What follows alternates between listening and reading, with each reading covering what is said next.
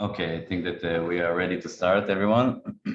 So first of all, good afternoon, everyone, and thank you very much for joining our event today. For those of you who doesn't know me, my name is Dagan Aloni, and I'm the Israeli Economic Counselor within the Israeli Embassy in Thailand. My office mission is to try to help Israeli and Thai companies to work together to strengthen the business collaboration. We have, we believe that it's not very easy to locate partners, to locate technologies that are both suitable for the companies and are both technological viable. So we try to help the private sector in finding the next business partners and great technologies. Of course, we are a non-for-profit organization, so we naturally do not charge for what we do, and we try to keep ourselves very neutral. So today we work very hard to create an interesting platform to share knowledge, both about the biggest challenges today, which is the cyber risk, and also the ways to mitigate it and try to handle it. We believe that these challenges will keep on growing further, especially now that we are in the digital world. So our speaker today have so much accumulated knowledge and experience, so I'm very, very excited to kick off our event. If you see below, we have the chat box. I want you, everyone to listening here today, to feel very free to make it an enjoyable event. Use the chat box for questions, engage with the speakers, ask anything you want. Let's try to make this as much as we can an informal and enjoyable event. So thank you for joining, and I want to kick off everything. So for the first speaker, I'm very, very happy to invite Her Excellency Ms. Orna Sagiv, the Ambassador Designate to Israel, of Israel to Thailand, to give her opening remarks. Her Excellency, please. Thank you very much, Dagan. Sawadika, shalom to everyone. Good afternoon and good morning to our guests and friends here in Thailand and in Israel. Thank you all for joining us today for this special cyber tech event that was organized by our embassy here in Bangkok, and I hope you will find it interesting and useful as well. As you all know, cybersecurity has become crucial to the operations of every business today. In recent years, we have witnessed activities of hackers from all around the globe that are penetrating the systems of private and government organizations. They are collecting invaluable data. They are using the data to blackmail companies and governments sometimes, or even forcing some of the companies to shut down their operations. However, cyber attacks are not really only a threat to the individual or to an organization. It has also become a concerning national threat. And I think that the vulnerability of national infrastructure to cyber attacks could really pose a threat to our national security, to a national security of every country. And it might cause national damage and wide business disruptions. Here in Thailand, we've seen you listen to other speakers later that are much more knowledgeable than me, but we know that even here in Thailand, there have been a few significant attacks against all sorts of entities in energy, banks, telecom, even hospitals. And the attacks really resulted in losses of millions of dollars to the organizations.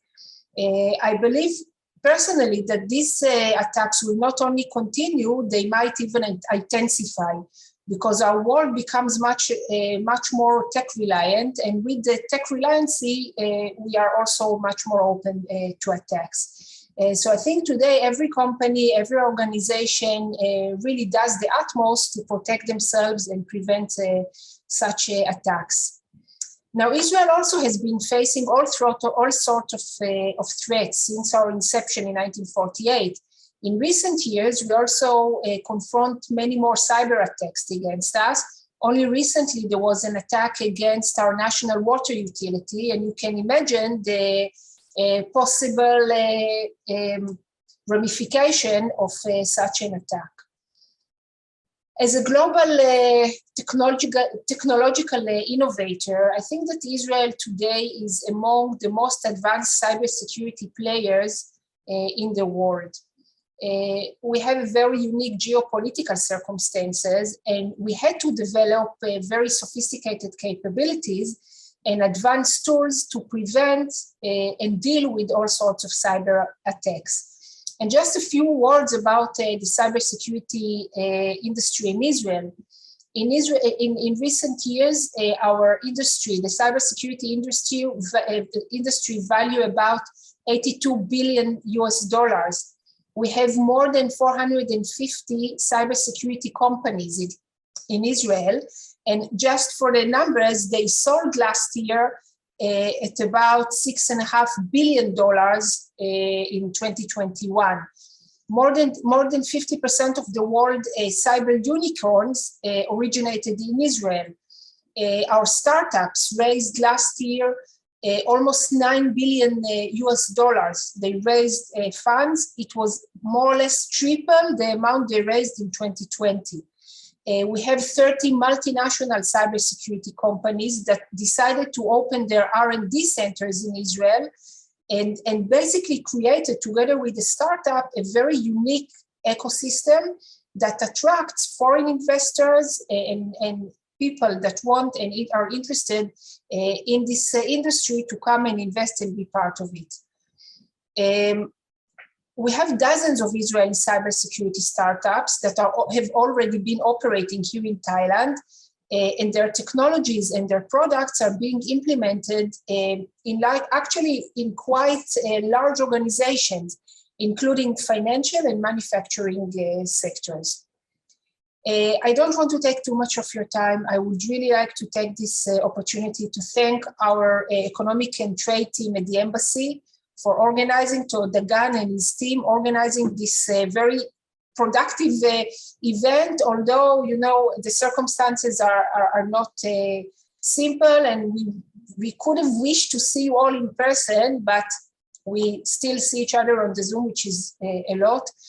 Also, my sincere appreciation to all of you, all the speakers, all the participants, but especially to Dr. Prachia, our friend, the Secretary General of the National Cybersecurity Agency, with whom we have ongoing cooperation and collaboration. Thank you so much, Dr. Prachia, for participating. I'm very happy to see you all today, and I believe, honestly, that we have a lot to learn from each other. I believe that we might create today more opportunity for mutual future cooperation in the cybersecurity field.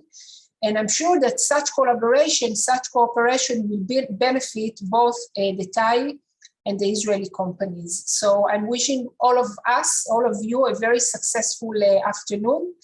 Kapunka, toda rabba, and thank you very much. Thank you very, very much, Ambassador. I think that you summarized it quite great. The ecosystem, the global ecosystem is booming in the cybersecurity field. I believe that we will sit here 5 years from now and speak about how 5 years ago we were half, so it will double, I believe, in the upcoming years. So I want, with your permission, I would be happy to continue. Not before I say one more thing that to our friends from the Israeli Export Institute. We have today Vlad Fomenko. So Vlad, thank you very much for your partnership and help. With your partnership, this event will be great. And I will happily move forward to our dearest friend, the General Dr. Prachia Chalemwat, the Secretary General of the NCSA. Dr. Prachia, thank you very much for joining us today. I'll be happy to give you the stage for your opening remarks. Thank you. Your Excellency and everyone, good morning and good afternoon. My name is General Prachia Chalemwat, Secretary General of National Cybersecurity Agency of Thailand. First, let me share my slide.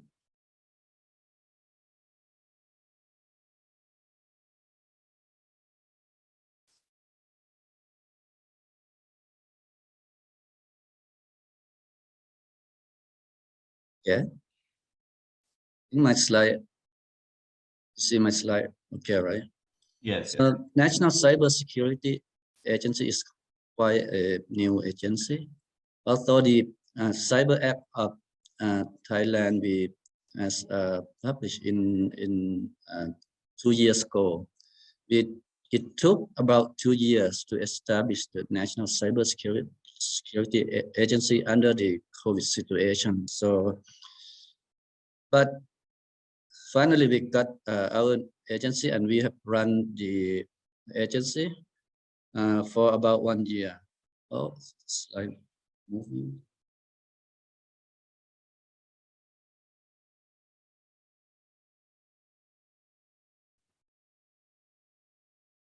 Okay.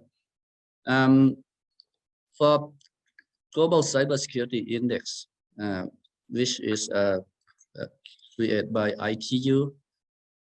Let me fix my slide first. Okay.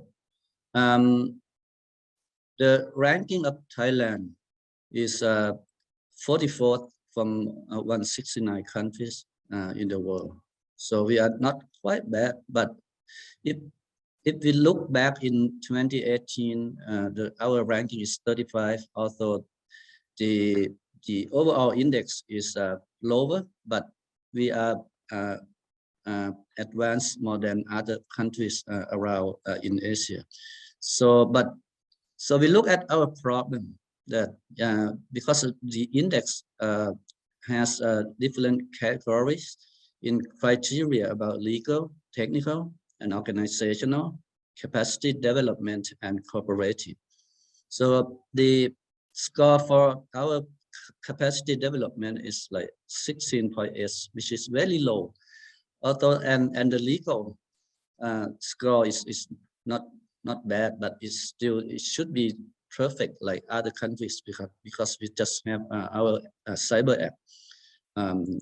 We have our cybersecurity act in 2019, which is about 2 years old. So there's a lot of obstacles and budgeting problem and other different human resource problem in order to establish our National Cybersecurity Agency, which is started in January 2021, which is about a year ago.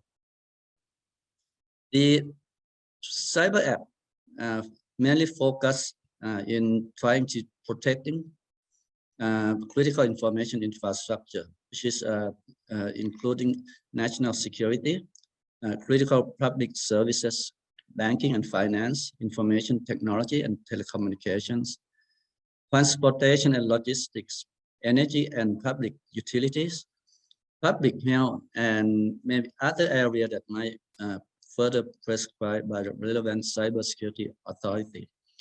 So we mainly not try to directly protect. We are kind of regulator. We create a plan, a policy, and try to give them a framework so to let them practice and improve their cybersecurity protection.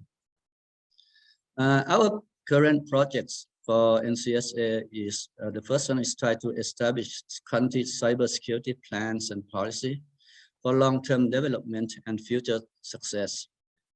Secondly, enacting and enforcing secondary law, regulations, and guidelines in order to escalate cybersecurity standard and maturity level. And the third one is seeking partnership and cooperation from both domestic and international organizations.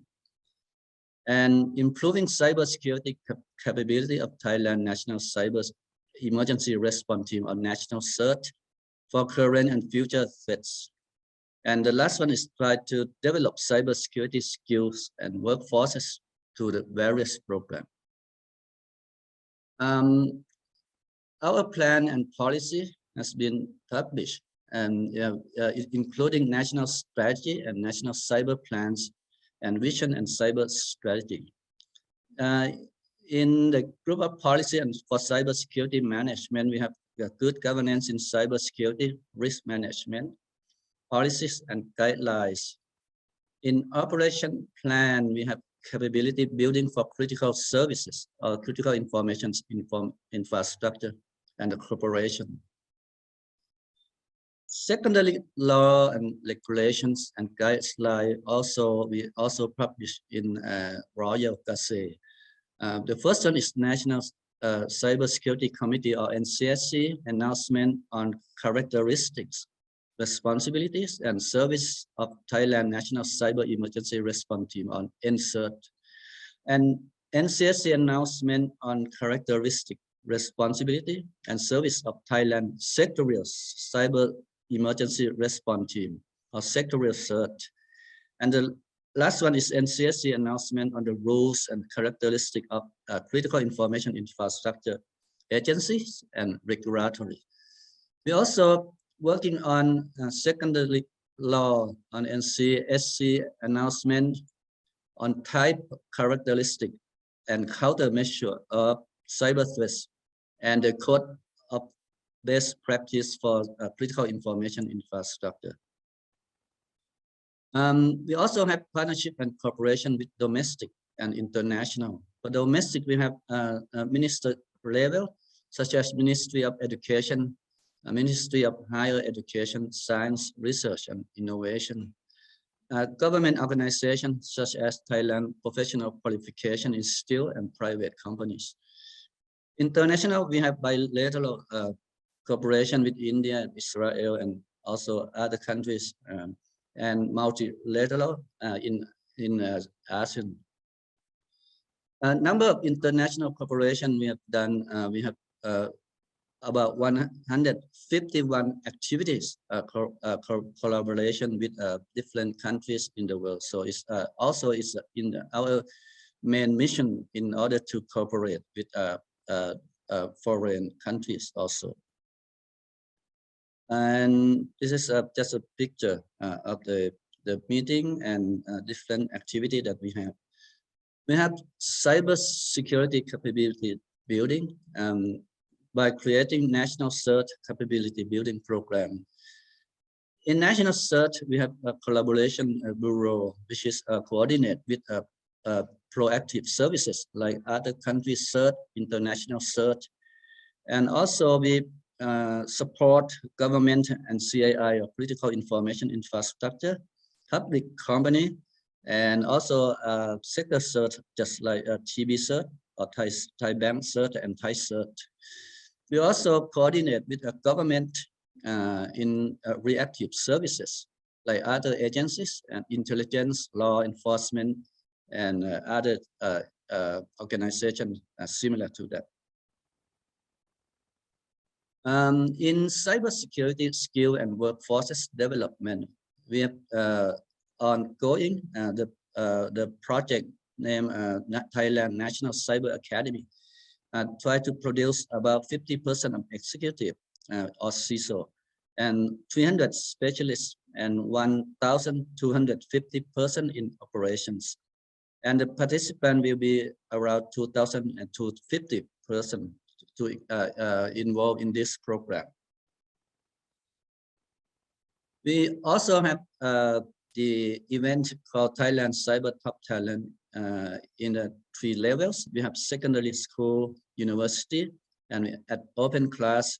And we also give the prize, and we also cooperate with some of the vendors in Thailand to give them the prize for the winner that win the Cyber Top Talent for the student. In cybersecurity capacity building program, we also collaborate with Trend Micro and social and non-social media company to launch cyber capability program to enhance cyber knowledge, skill, and awareness for critical information infrastructure for both government and private sector. So we have our courses like build strong security awareness program, which is train the trainer, executive level program, and practitioner level program. We have also international conference called Thailand National Cyber Week. We have different speakers from around the world to speak in our Cyber National Week, which is very success event that we have done. We also done a national cyber exercise. It's a national level cyber security exercise, which is we have organized. This is the first Thailand national cyber exercise for critical information infrastructure and other organizations to educate the CAI to other organizations about Thailand's cyber act and also the incident response plan. And I think I want to stop here and maybe some of you might have some questions that I can willing to ask. Any questions? If there are any questions, please feel free to type him on the chat bot, and General Dr. Prachia will be happy to answer, or any other participant, please feel free. As of now, as I understand, I see there are no questions at the moment, just asking to get the slides, which I understand briefly because it's very interesting. It seems like the new organization have done some really deep research and understanding of the market, so quite impressive. Yes, no question. Thank you, Dr. Thank you very much, General. And I think that if you will say a few minutes on the line, maybe people will type now. And I know that you have precious time, so I don't want to keep you too much. I want to thank you again for joining us. This was very interesting. And I believe that the audience was very interested as well. So thank you. Thank you. Oh, you see already there's a question. You know what, if we're already, that's okay, NCSA is doing a very, very good job. Thank you very much, General. People are acknowledging. Thank you. Okay, good. Yeah. Thank you very much, General. So, with your permission, friends, I want to tell you that one of the reason we see that the interest in cybersecurity is so booming is actually this event. We have now more than 320 different participants, and you would expect it's not only from Thailand, but we have participants today from Korea and Laos and Myanmar, all over the region. So you can see that we share the same challenges, no matter where we are and what is our nationality. This is why this kind of event is very important for us to share the knowledge. So, so this is just an observation from the side. So thank you again. So with your permission, I see that we already have some questions in the Q&A. So it's great. But with your permission, we will continue, and the question will be answered in the box. So I would like to actually kick off our first panel discussion, which is on the topic of towards the digital future, what are the cyber trends of 2022? Just please understand that unfortunately this was a pre-recorded session because well, we have the situation today. I hope you understand. But still, you can use the chat box and the Q&A to ask questions, and we will make sure everything would be answered. So be happy to let you enjoy.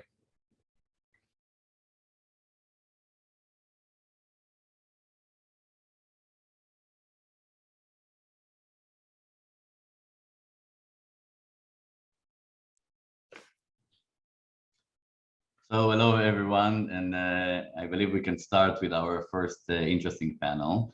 I would like maybe to say the name of the panel will be Towards a Digital Future, Cyber Trends of 2022.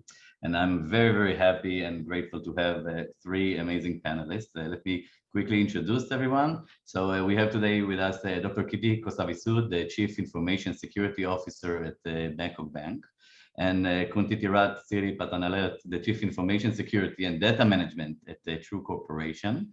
And right from Israel, Mr. Gil Polak, the Chief Information Security Officer at the Bank of Israel. So thank you, all three of you, for joining. And again, thank you for your time and sharing your knowledge with our audience.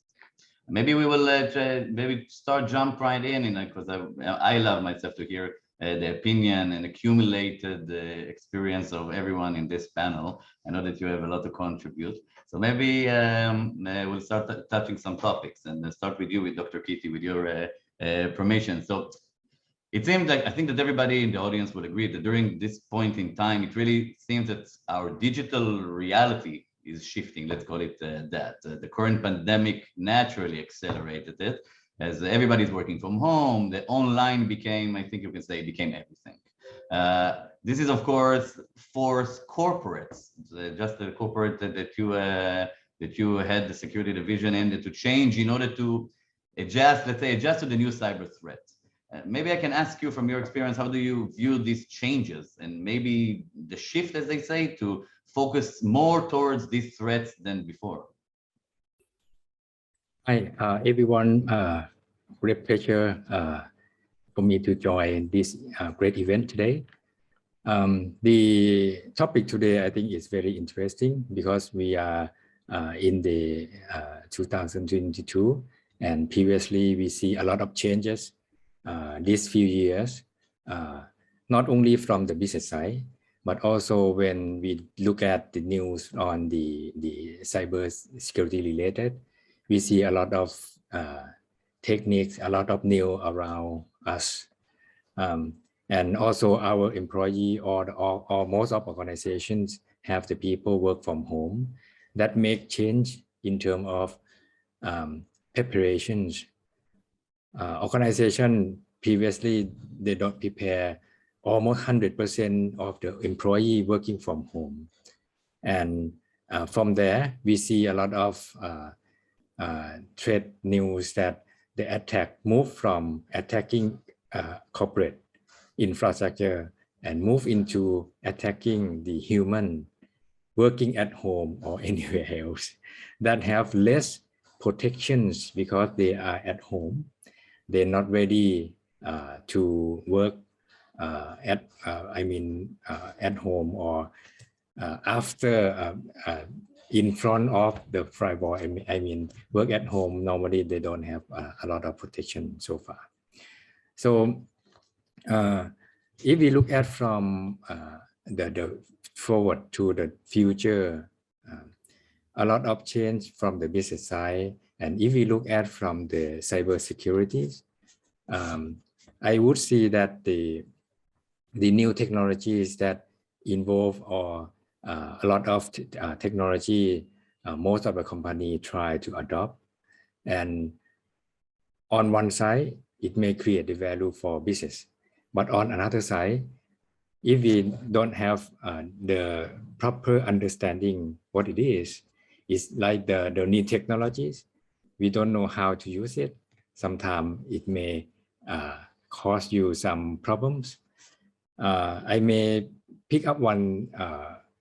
Most of people understand the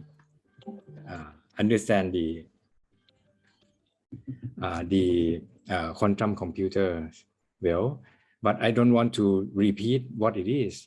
But it made me try to look at how the quantum computer works. It's not because of its speed, but because of the way of processing data or information or solving problems. It's different from traditional computers, and unfortunately, its impact to the cryptographic algorithms that may make us change our perspective from the cybersecurity, from the ISA, from all the encryption algorithms that we need to prepare. I believe that most of the researchers prepare and try to research the quantum resistance algorithm. That means the algorithm that even quantum computer will take long time to solve it. That will make us change in terms of perspective from the cybersecurity, and we need to prepare. We need to be aware that it's coming. Once it's come into the commodities, maybe take at least 10 years. But that changed a lot. The way we implement in the VPN for work from home, the data encryption address, that need to be changed anyway. So this is one example that when we look beyond this point, we see a lot of change coming for sure. Quantum computer is one thing. We need to speed up in terms of education to our employees. Not only the basic things, how to look at the phishing, how to protect, how to be aware or detect the phishing is very basic right now. We need to move up and be prepared. I may have another example. when we look at the future, and it may change the way of the way we look at the security solutions. I don't want to talk about AI. Everyone know about AI, but I want to talk about informations that sometimes adversary may use the informations and make the AI learn different way of the different way that we expected. It's going to be another type of AI, machine learning, learn some other set of information, and to be different species of AI. So that become, we know that information or data is a new oil. It's not only new oil for attacker in terms of having data and sell it in the dark web anymore, but information is can be used to train AI machine learning in a different way. This is the trend. This is not only protecting information, but having to protecting the business model on top of data that we use to train to the AI to learn. This is the things that I see that is a technology trend. It may not come at 1 or 2 years, but it's coming for sure. Yeah. Thank you, Dr. Kitty. So actually what I hear from you is actually about how to increase the preparation to the technology of the visible future, meaning that the threats of tomorrow, both in the quantum computing and in AI, not only the trend, but also the corporate planning ahead for technology that are coming for sure. And this actually is a good path to ask you, Kunti Tirat, because in the past 2 years, we have seen, I think everybody here understands, and it was public and in the press, we've seen a concerning rise in cyber attacks, specifically in Thailand. These attacks, it seems cross industries, because as among the companies hit were energy companies and hospital and banks and even telecoms, and even we can even saw the tailor-made pre-order attacks on specific companies. People actually threaded being ordered by someone in the dark web and actually attack a specific entity. So if I'm looking at the range between the simple employee awareness and until, let's say, the automation of mitigation, let's say, what is your view as in your position about the best investment strategy? Because we want, in the end of the day, to minimize potential risk and to maximize the cyber resilience, but there is an investment strategy. You cannot be in all places. Okay. Hello, everyone. So the optimal investment strategy would be a challenge for all the chief security officers, right? So nowadays there are many new cybersecurity tools in the market, and most of the times the tools function and features are overlapping.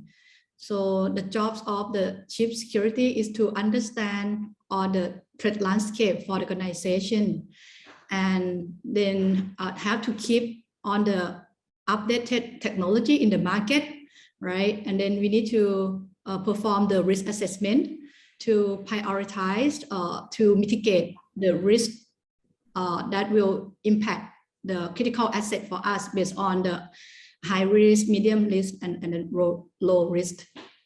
And also we will need to ensure that after we purchase the security tools, we have make use of all the functions and features of the tools. So most of the times, many organizations purchase the tools, but they do not enable all the function and features, right? So I think that's the challenge for the role of chief security. So to sum up, I think we will need to keep updated on the new technology. We need to understand the overlappings between the different tools. We perform the cyber risk assessment based on the threat landscape, and then prioritize the investment based on the priority of the risk mitigation.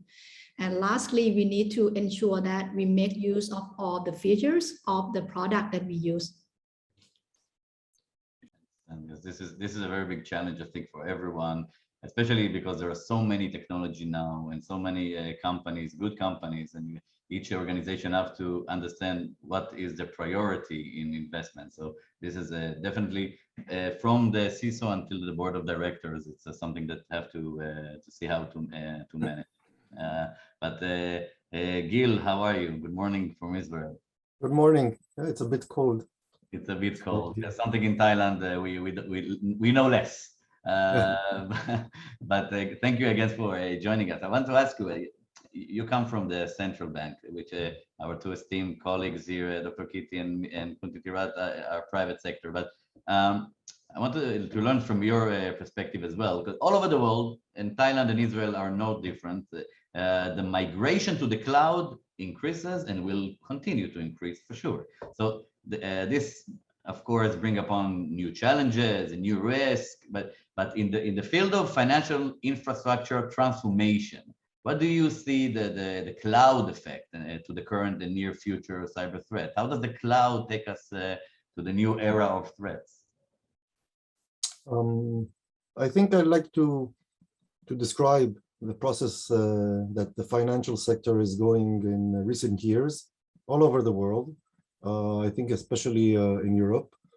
We're noticing more and more cloud-based financial services, and most of them are located on the four main cloud global providers, as you know them: Amazon, Microsoft, Google, Cloudflare, as well as others, smaller ones.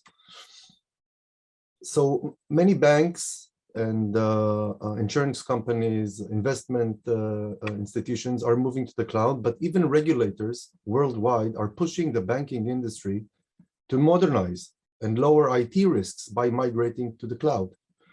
So there is a shift from legacy systems and thousands of medium and small banks all over Europe, for example, and they're migrating to more modern and advanced IT infrastructure in the cloud. This is a much more significant trend in the fintech industry, which is almost 100% cloud-based. It's a cloud-first policy. But if we look at this shift in technology and in regulation towards the cloud, we see that it caused a new risk to emerge, and it's over-reliance on offshore global cloud infrastructure. This is also has a privacy and legal aspect, where private data is stored on a different continent. So, for example, in England, there was a very strong movement to the cloud, and now regulators are worried that all the British banking industry, which is comprised of many banks, is virtually outside of Britain, maybe outside of Europe sometimes, and the data is outside of their hands. So we see new risks arising from the cloud.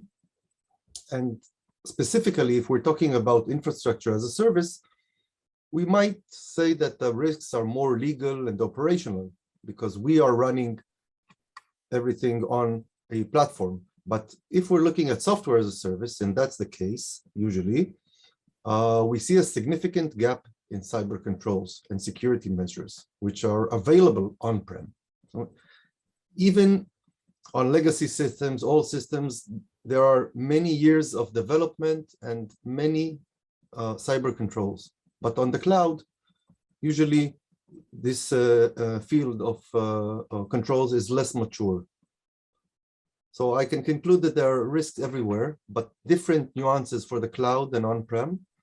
Migrating to the cloud does not solve all problems, especially on a national level. If you see a certain country moving its banking industry to Amazon, okay, you have a new risk now. I'd like to conclude by describing 5 key security challenges in cloud environment. These are challenges that we see also as a banking institution ourselves, even though we are a central bank, but also as a banking supervisor, which gives regulatory description and allows the banking industry in Israel migrate gradually and with a lot of risk assessment to the cloud. The first point is the cloud is ever changing with complexity and vulnerabilities and features, APIs. The infrastructure is changing all the time. Sometimes no one even informs us of certain changes. The second point, although cloud enables faster business growth, but there is little or no IT and cybersecurity oversight. You virtually have little to none IT department. And that is also a problem when you want to make changes and put controls into place. Third point is a skill gap and governance challenges. We are learning as we go. We move to the cloud, and after we move, we learn in the process of deploying systems. This is not usually the case in on-prem systems. There's a risk of third party. You have software as a service marketplaces, you have integrations, you have an interconnectedness of services and apps across domains. They share sensitive data. This becomes a mesh of systems, clouds, domains. You get a service from one place, and then you have the data in another one, and then you open access to another cross-domain. So this is really complex. And the fifth and last point is about incident response. Logs, for example, they are partial, they are limited in time. Attackers are now moving in software as a service. They're not moving in the infrastructure. And the users are always out of the perimeter. There's usually in some private area. So incident response is much more challenging in a cloud-based environment. Thank you. Thank you, Gil. Actually, thank you for the point. I think that everybody agrees, and we see the same challenges, both Israel and Thailand, and as you say, worldwide. But I would like to keep the discussion going and turn to you, Dr. Kitty.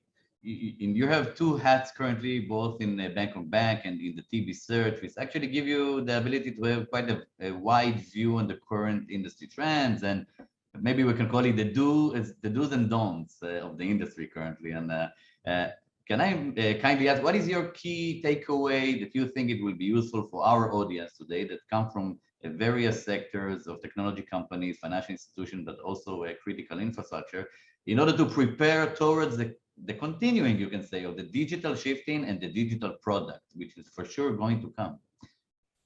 Yeah, thank you. I do agree with many points from Mr. Gil. We see the very similar thing happening in Thailand as well. When we look at the banking sector as a sector itself, we still see the gap of understanding, especially banking service. We adopt a lot of new technologies, and when we see our users, we still see the understanding gap. But once we launch a new products with, for example, the biometric face recognitions, for example, it's not new, but when we look at when they use it, user use, they may not really understand how they take the photo, how they selfie. The younger people may for sure understand how to selfie, but for the older people, how can we do the selfie? That is the thing that we can see, the technology adoptions.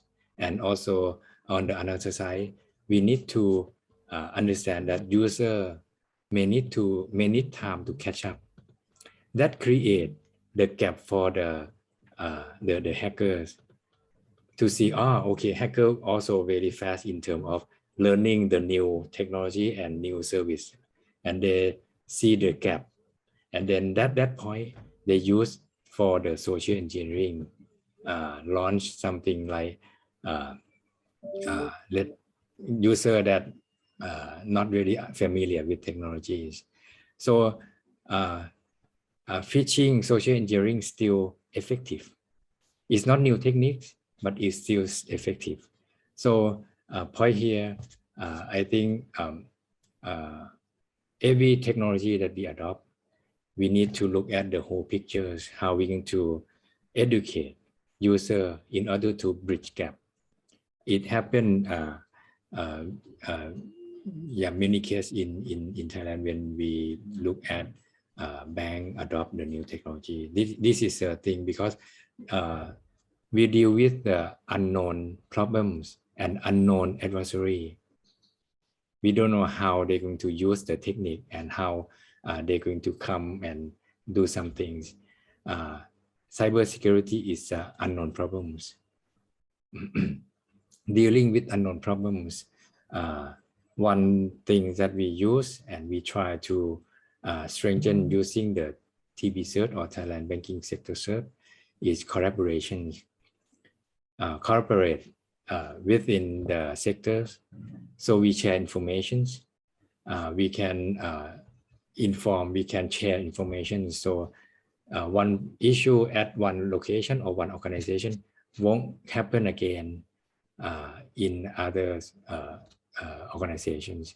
So inform, we share, we try to educate public so that we reduce as a whole, we reduce the risk as a whole of the communities. That is the thing that we have in the Thailand using the TB cert as the mechanisms. Yes. I agree with you that the information sharing is a very crucial part, and in order to actually learn from one another, and because of the let's say unusual and unpredictable phenomena of these threats. And Kun Titirat, I would like to.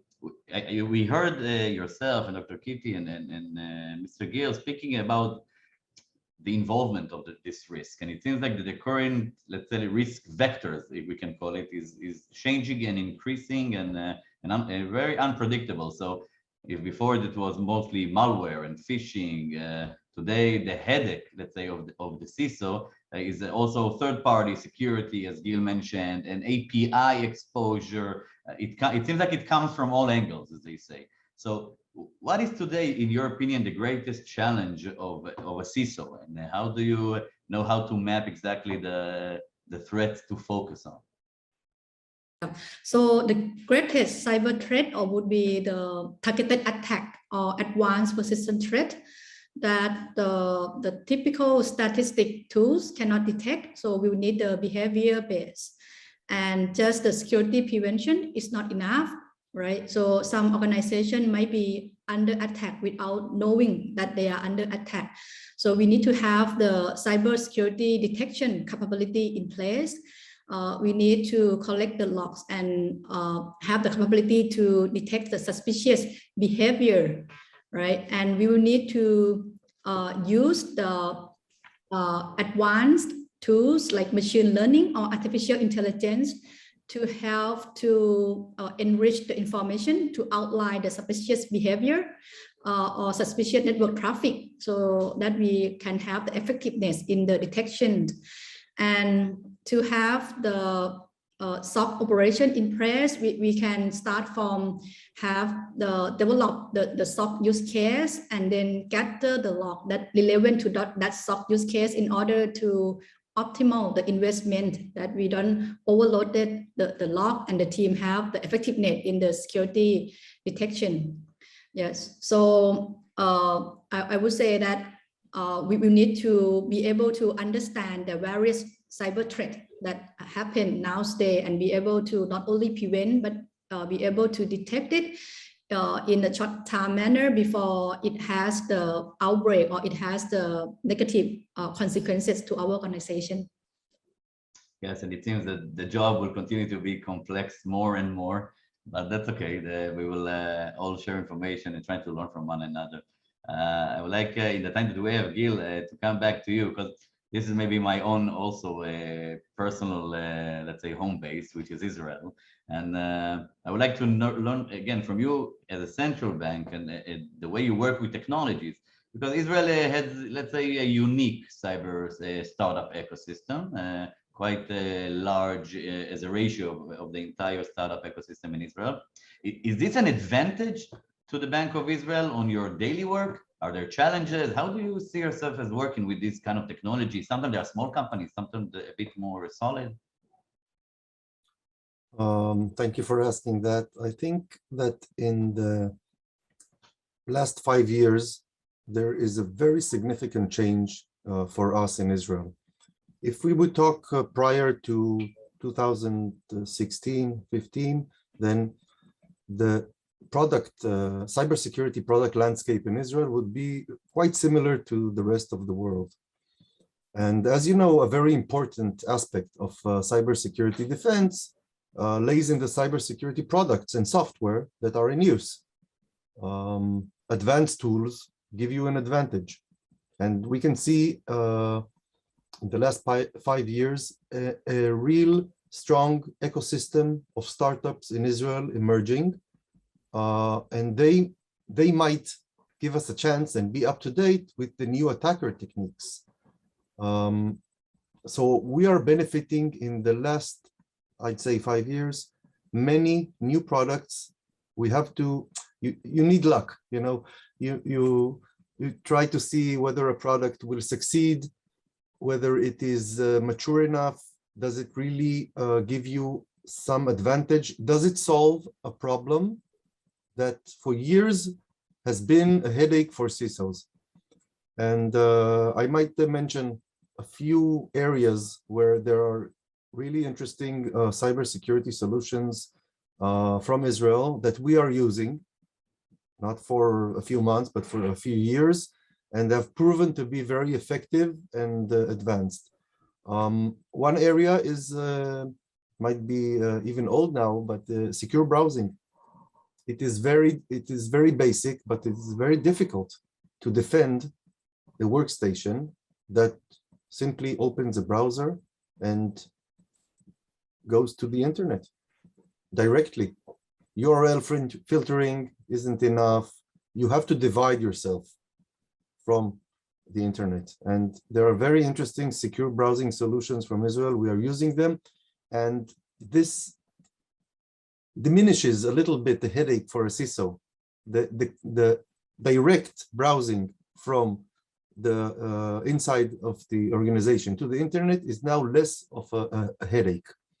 And if you add to that file sanitization, not simply a mail relay that scans files, but you have a better confidence, a more strong confidence that files entering your organizations are now clean of malware.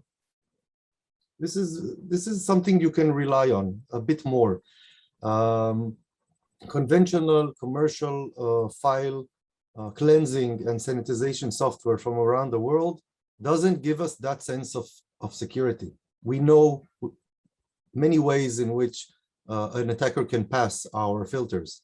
But if you use, let's say, military grade file sanitization techniques, very little malware can pass that. Adding to that, next generation antivirus, which is called now EDR, endpoint detection and response. These new tools, some of them are Israeli, some are not, give us a lot more defense and visibility on endpoints. It's not simply, okay, antivirus, you go to VirusTotal, or you go to the darknet and you buy a virus. It's not very expensive, and it's FUD, you know, it's fully undetected. A little change in the code and your malware is undetected. So why use antivirus? You have to use something which is not made, it will not give you a 0-1 response to malware, but it will give you visibility and maybe a clue that something malicious is happening on an endpoint. Automatization. We are now seeing more and more incident response processes happening automatically. We can take the cumulative experience and knowledge of our personnel and implement that experience inside automatization tools. And we don't have to remember at 2 o'clock in the morning what to do when some alert happens that didn't happen for the last 6 months. So a machine will remember what to do. And the last issue is mobile defense. We're all working from mobile devices. Let's not forget, there are a lot of interesting new security software for mobile defense, and sometimes they even detect and alert of interesting things that happen to mobile devices, even games or applications that cost money and you didn't know it, or have very extensive privileges on your device. So I think it's important also to use mobile defense software, even if you have a buy your own device policy. So these are examples of areas where new startups are emerging in Israel. There are a lot of them, and we are using them. And I think most of them are very successful, and we see them also being sold worldwide and continuing to develop. Yes, a lot of them actually already have great collaborations in Thailand and actually quite succeeding. And all these startups, by the way, have a lot to learn also from the corporates, from a true corporate, for example, or bank, because they learn the use case, they learn the challenges, and they can adapt and improve the second and third generation of their product. So this is a win-win situation for everyone. But I want to maybe stop here and thank the three of you, Dr. Kitty, Kunti Tirat, and Kungil.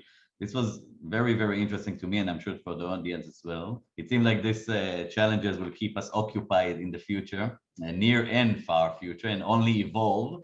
But this kind of event, in my opinion, can give us some leverage in learning from one another. And I want to thank you very much for your time and for having us here today with you. So thank you very much, Cap, and we'll continue on.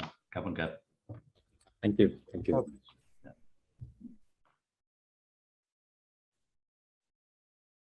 So we concluded the first panel, and I want to thank again our great speakers. I found it very, very informative, and I hope you as well. As you can see in the chat and the QA that you are very engaged, and I encourage you to keep going. Every question will be answered, I can guarantee that. But I want to move now to our first technology part, let's call it, with the actual companies that are dealing with the challenges on a daily basis from the technology and startup side. And to start with our first speaker for today, our friend from Perimeter 81, Mr. Sagi Tikotsky, which is the APAC account executive. Sagi, welcome aboard, and the floor is yours. Please take it away. Thank you very much. Thank you for having me. Hi, my name is Sagi. I'm from Perimeter 81. I'm an account manager at Perimeter 81. I'll start with what Perimeter 81 does. Can you guys see my screen? Yes, we can see it. Okay, so basically Perimeter 81 just takes an old subject, how we secure the connectivity inside our perimeter, and rebuilds this as a new modern solution. And let's basically just give a short understanding of what Perimeter 81 is. We were just founded in 2018. But we now, in 2022, we have over 2,000, to be more exact, 2,100 customers by now. So we're growing at a very high pace. We are with over 200 employees and growing steadily. What was the situation before we came into the arena? Basically, when we are trying to secure the communication, the connection between employees and the resources that the company is using or is asking the employees to connect to. All of these solutions, VPNs, firewalls, secure web gateways, CASB, were all located within the headquarters. So users either had to work from within the headquarters itself or the branches, or find uneasy ways of connecting through the gateway, through the headquarters that was built. The gateways were built within the headquarters and then connect to their resources, and those resources would mostly stay inside the headquarters. Unfortunately, this is not true anymore. We don't have a lot of the resources based in the headquarters anymore. This is true for the last 10 years or so. Basically, employees work from either the office or their home or even a coffee shop. And you see that the resources themselves are mostly not on the headquarters anymore. They're based on different clouds, on Azure, on GCP, on AWS, obviously, and other cloud providers. And companies often open smaller branches and offices to be able to provide global support for their employees, for their customers. So this changing environment of needing to support more and more worldwide users and customers, while with COVID and everything, the employees need to work from home, for example, or work what we call in a hybrid fashion, where you work some of the days from home and some of the days from the office, requires changing of this infrastructure. So what Perimeter does is basically allow you to set up gateways and tunnels to those resources on the cloud, completely 100% on the cloud. It allows you to connect to those gateways from anywhere. There's no hardware to support. Everything is software, everything is cloud-based. It allows us to provide zero trust access. And it also allows us to become fully cloud-based, which means that you can really easily, with the click of a button, add a gateway, remove a gateway, add a tunnel, and so forth. You manage all of your gateways, all of your tunnels from a single pane of glass, single management console, and it is 100% compliant with all international standards. And this is just an example, SOC 2 or ISO 27001. Basically, this is what we do. We allow secure communication from anywhere to any one of your resources, whether that's, whether you guys are a bank or communication company or telecom or any other type of organization that needs secure access to your resources. So what we are doing, like I said, we could support you, the customers, on-prem, in the cloud, or anywhere in between. We provide much faster deployment because everything is software. There's no hardware to set up, and everything is on the cloud. So you run quickly. You set up everything with a click of a button. You can always add more users and add more gateways very quickly. And by doing that, you save a lot of time deploying that. I wanted to end with, not end just the presentation, with the general features that we provide. We provide both agent and agentless solutions. Basically, the solution is a VPN. It's a secure connection. It also has built-in firewall as a service, device posture check, secure web gateway, and CASB. It also provides, obviously, full auditing and reporting, connection to CM tools, and so forth.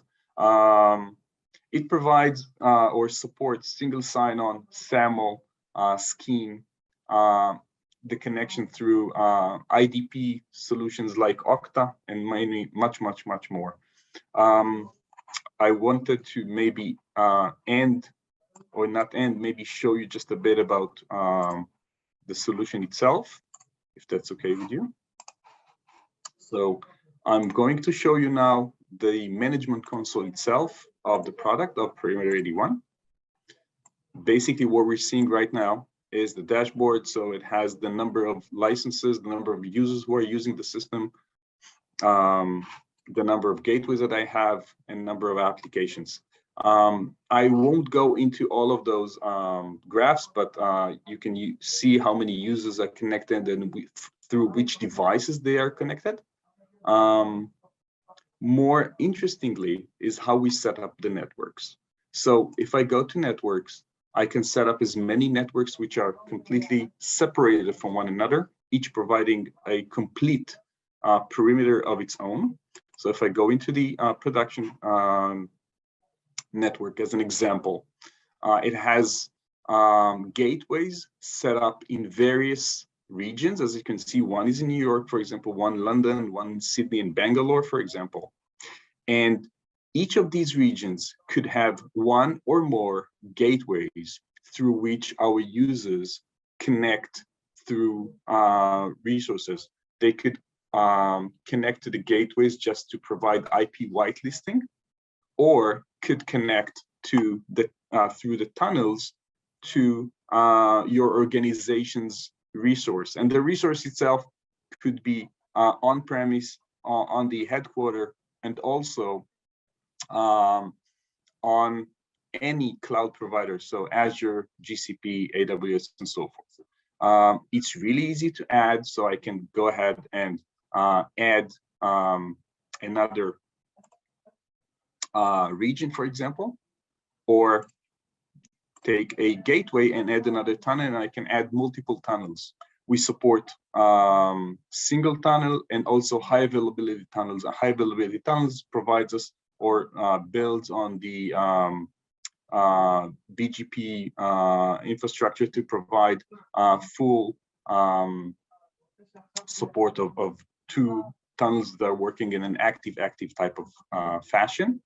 And this is, like you see here, is so easy to add and manage. You can also manage the firewall rules. So basically, firewall rules are the rules that decide which users can do what actions within your perimeter that you've just set. So as a general rule, I set that everything is denied unless, for example, my users would like access to the Zoom. Okay, so you can define different services. You can define different IP addresses or URLs that you'd like to access. And just another example, I'd like my MongoDB group of users to be able to access the MongoDB, which is located on the cloud. So it's really easy to add rules and users as many as needed.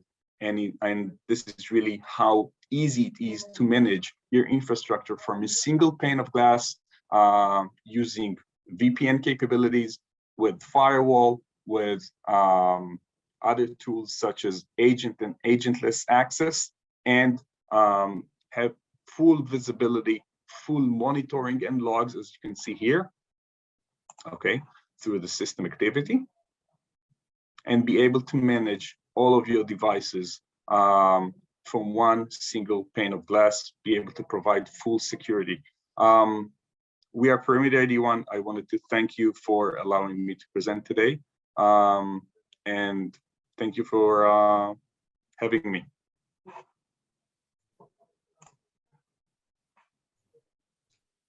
Thank you very much, Sagi. Super interesting. If you can stay with us for a few more minutes, maybe there will be Q&A for Sagi, so you can answer online. But in the meantime, I will move to our next guest, which is Kun Pasanan, the COO and co-founder of Inside Data. Kun Pasanan, Sawadee Krap. Hi, Sawadee Krap. Sawadee Krap. Again, let me share my screen. And by the way, thanks for inviting me into the webinar here. Okay, can you see my screen? Just again. Yes, we can see your screen, and just maybe I didn't say that this is about the Secupy, and you will explain everything about it. So please go ahead, and thank you. Yes, thank you again, Dakan. Thanks everyone. Since I saw our attendees many not Thai, so let me speak English. So make sure everyone understand. So inside we are a business partner here in Thailand for the software from Israel, SecurePy. We work with SecurePy for more than 2 years, and we have a success story here with a couple of customers. So what is SecurePy? I will take about 10 minutes to brief everyone about SecurePy, or the full name is Secure Personal Information. As you all know that we are going to launch PDPA regulation here in mid of this year. So the privacy data is the most area that we focus for SecurePi.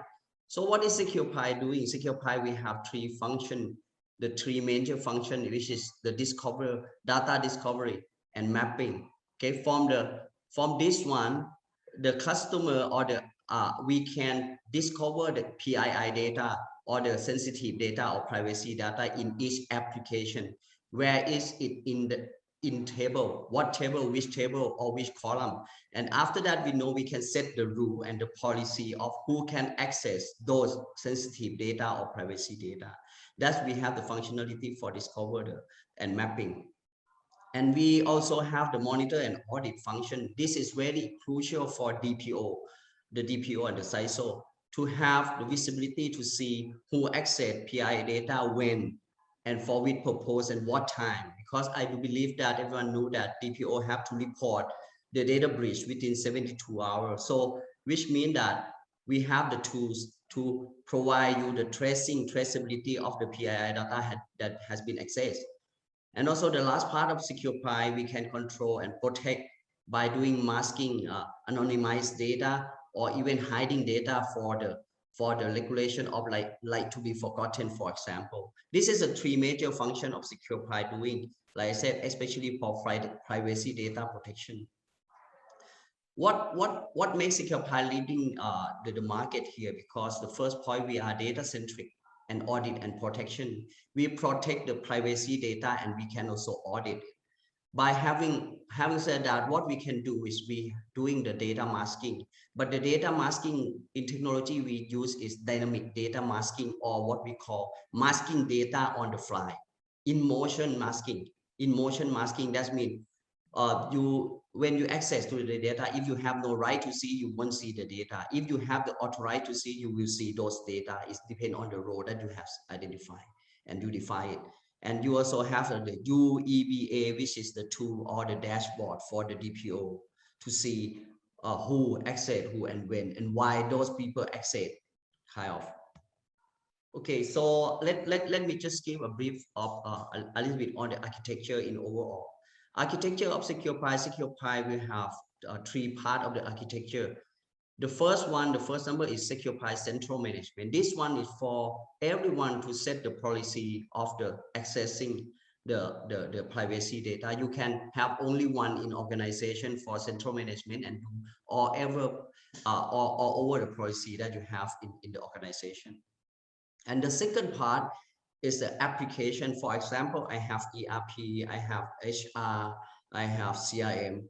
I can set the policy in each application by using central management server to set the policy as an agent for who can access and who can see the data and who should not see those data and have no right to see. And you just install those agents into application server. Okay, and number three is that the way of we do the anonymized data by having encryption, masking, or hiding, like I just mentioned. This is all configuration tool. You can configure all of this together by using central management server. Okay, so that's why become the in overall architecture in the organization, if you could see. Normally in the PDPA, everyone know that we should have many of our almost already we have the consent management application.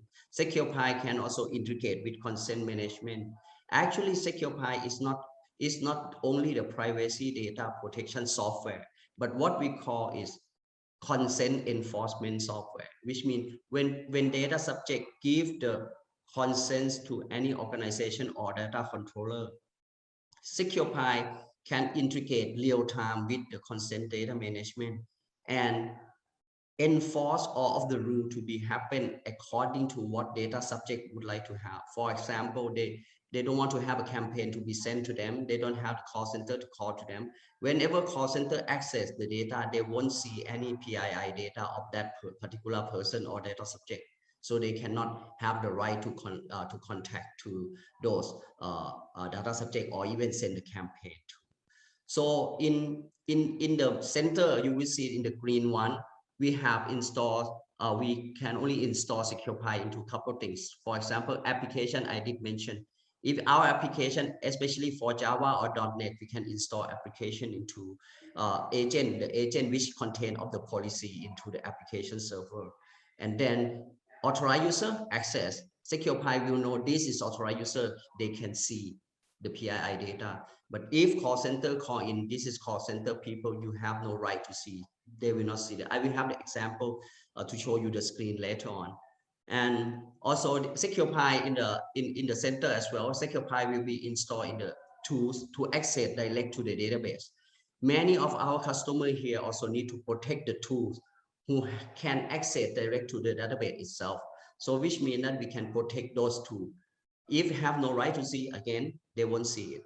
And we also have Secure Pi on API. If we have the API to connect from front end to the back end, we can install Secure Pi on API and API server and can protect our data. As well as the last one in the little right hand side, when you do ingest the data to data warehouse, for example, you can do the technique called secure address. That means Secure Pi will encrypt all data and then store into the data warehouse. So which means you can share those data, no one can see it unless only the authorized person. This is in overall of the architecture of Secure Pi. Okay. This is the sample of the screen. Sample of the screen, you look at the bill, is an authorized person, they will see everything, social security net, social security number, you will see everything. But at the downside, Adam is unauthorized user, so you will see that Adam has no right to see mobile number or SSN number. Okay, so if you look at this, we have only four steps of doing Secure Pi. I will give the takeaway in the last slide. Actually, Secure Pi is very easy and very simple to do. What in average we only do in implementation about 12 weeks or about 3 months. Okay, we install the software and we may need to discover where is the PII data or privacy data in the application, in each application, and we can configure the rule. And then we set the policy, define the policy, and then just go live. My last slide, just for takeaway why Secure Pi.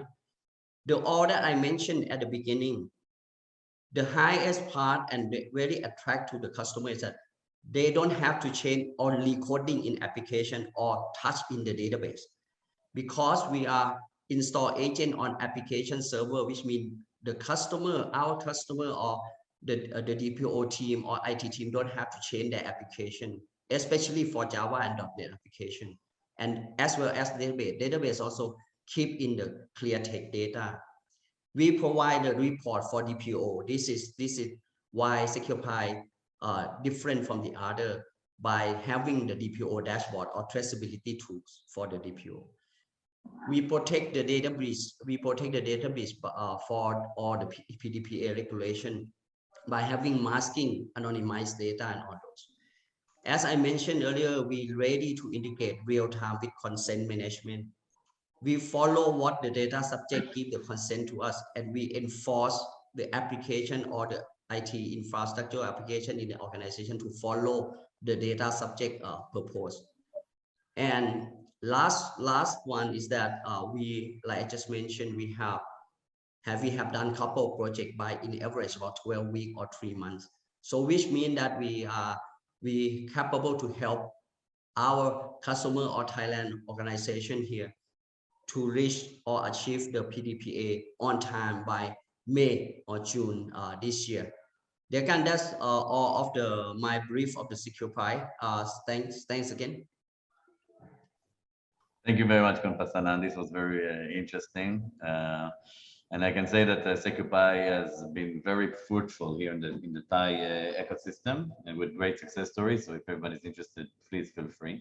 So our third company today is Deep Instinct with our friend from AML, Kunarin. Kunarin, sawadee krap.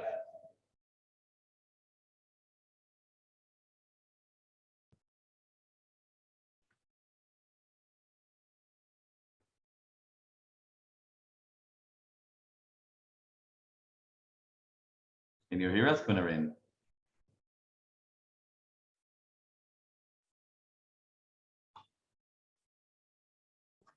Hi, sorry, I forgot to unmute. Can everybody see my screen now? Yes, we can. All right. So hi, everyone. Thank you for the opportunity. Thank you from the Israeli embassy and the host and the panelists with a lot of very useful information that we've gotten today. So today I would like to use the opportunity to introduce to you a software-based malware prevention tool. Not just malware, it's actually all file-based and fileless attacks have been designed to be preventable by Deep Instinct.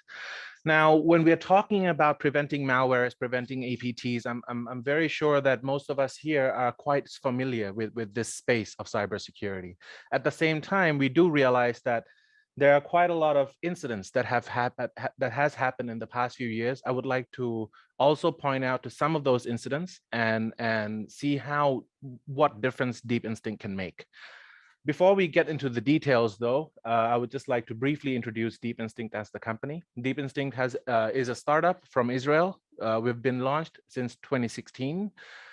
Even though we are a new startup, we have been entrusted and recognized by some of the world's largest IT organizations, companies, recognition bodies, media. We've gotten multiple awards, as well as having been used by some of the biggest IT companies in the world, including HP, NVIDIA, Samsung. We've been invested by BlackRock. We've also gotten many references as well as use cases within the ASEAN region, and more specifically in Thailand. We have been used in private companies, government infrastructures, organizations under the Ministry of Defense, and many others. So what makes Deep Instinct different? Deep Instinct is the pioneer in applying deep learning technology into cybersecurity. I'll go into what makes us special there. As a result, we have been recognized by some of the world's biggest IT recognition bodies, including a lot of cybersecurity related awards, more specifically related to endpoint protection. Also, we've been awarded by SE Labs with AAA rating in the middle of last year with a perfect score as well. So as I mentioned before, when we are talking about malwares, when we're talking about APTs, file-based, fileless attacks, many of us are quite familiar with this situation already. So how are we dealing with this now? Currently, we're dealing with them either from a first generation defense solutions or a second generation defense solutions. In the past few years, ever since the rise of names like WannaCry, we have seen a big shift in most organizations shifting away from signature-based security into a machine learning-based security. We've seen a new addition of a new category of products called EDR. It has been mentioned quite a few times during today's sessions as well. So first, I would like just to take a step back quickly to see what caused this upgrade. Why did people feel the need that they needed something better than what we have been familiar with for so long, right? The number of malwares that has been released has been increased exponentially over the past few years. Today, we're dealing with over 500,000 new malwares being created daily.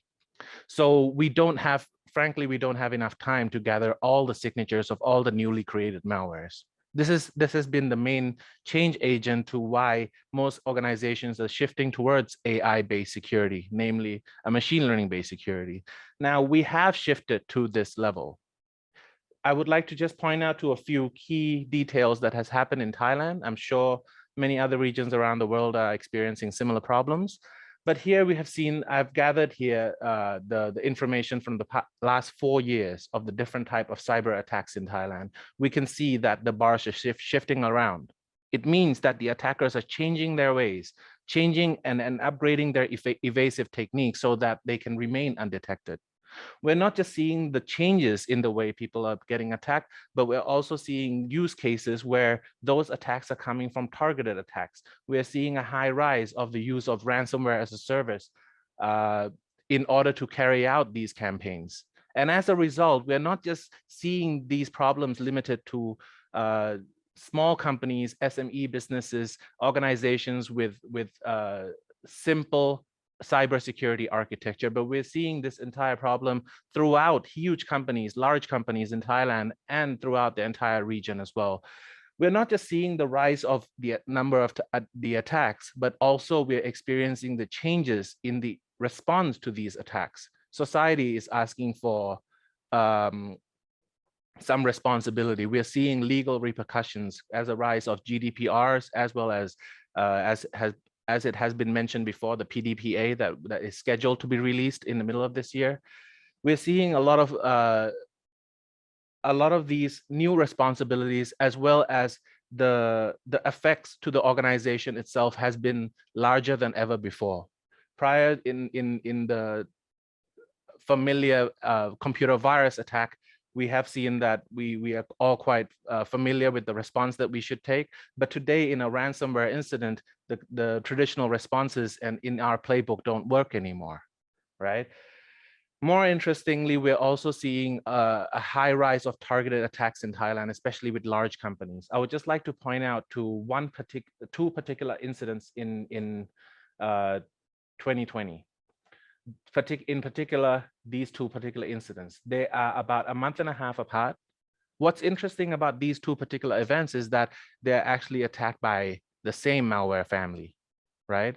However, they were attacked by different variances. Easy way to say, to be able to confirm that they are different variances is that they are over months apart, and both of these organizations that were affected by this particular ransomware were large companies with highly complex defense systems. Now, how did Deep Instinct help here? After all this information that I've talked to, I would just like to point out the key value that you can actually feel during the use. Even without a lot of technical knowledge, you can definitely see that even a general user in our organization can definitely benefit from a better defense such as this. Now, for this particular case, we are focusing on a particular variant that was released in 8th of June.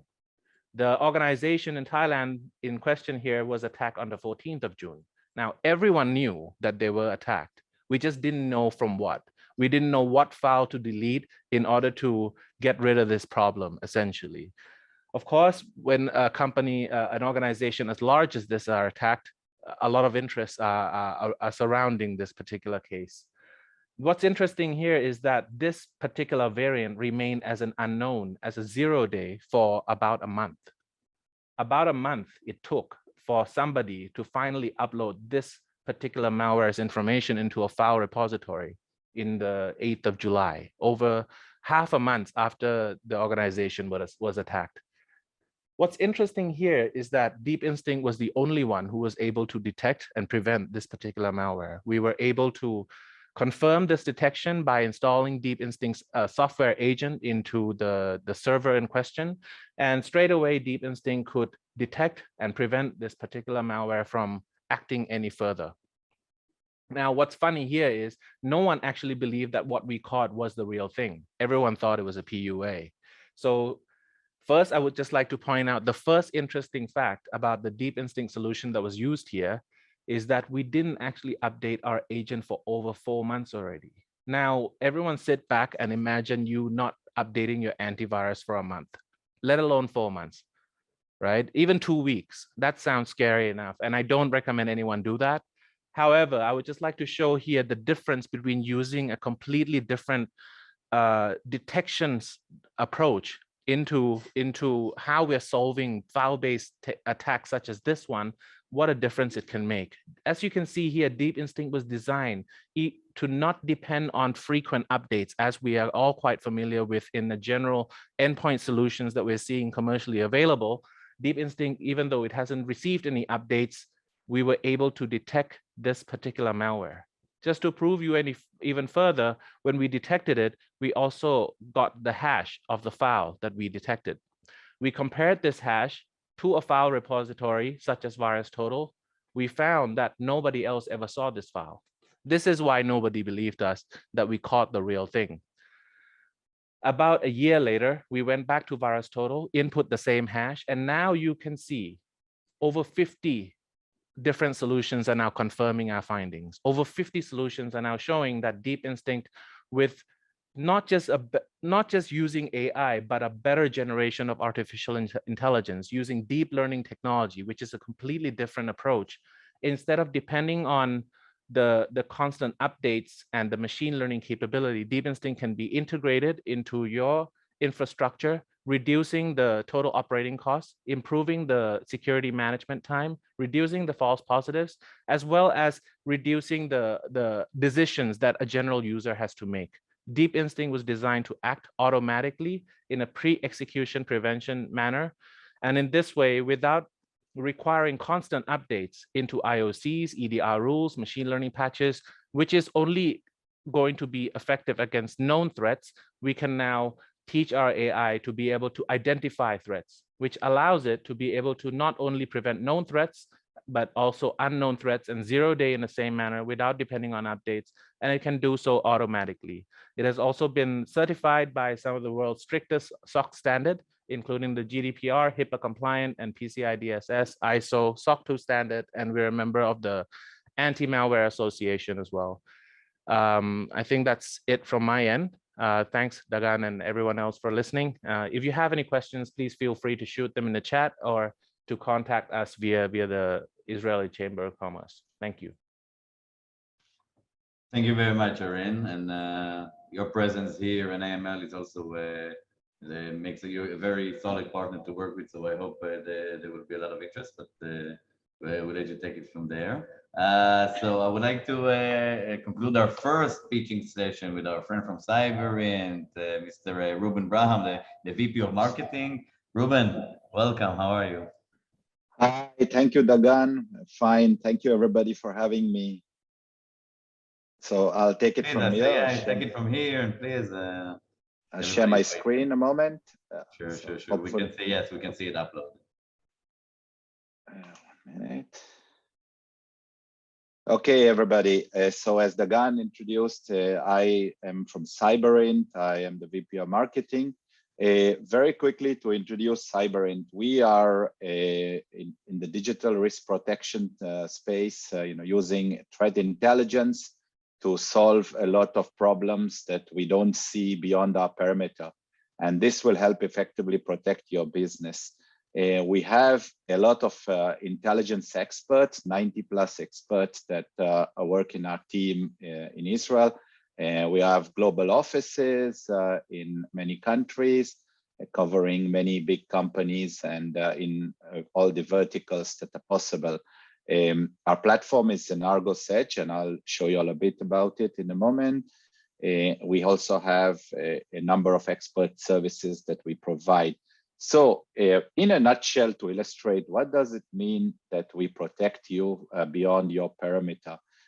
Let's take an example here of your organization. You have very sensitive data, credentials, PII, and tons of information.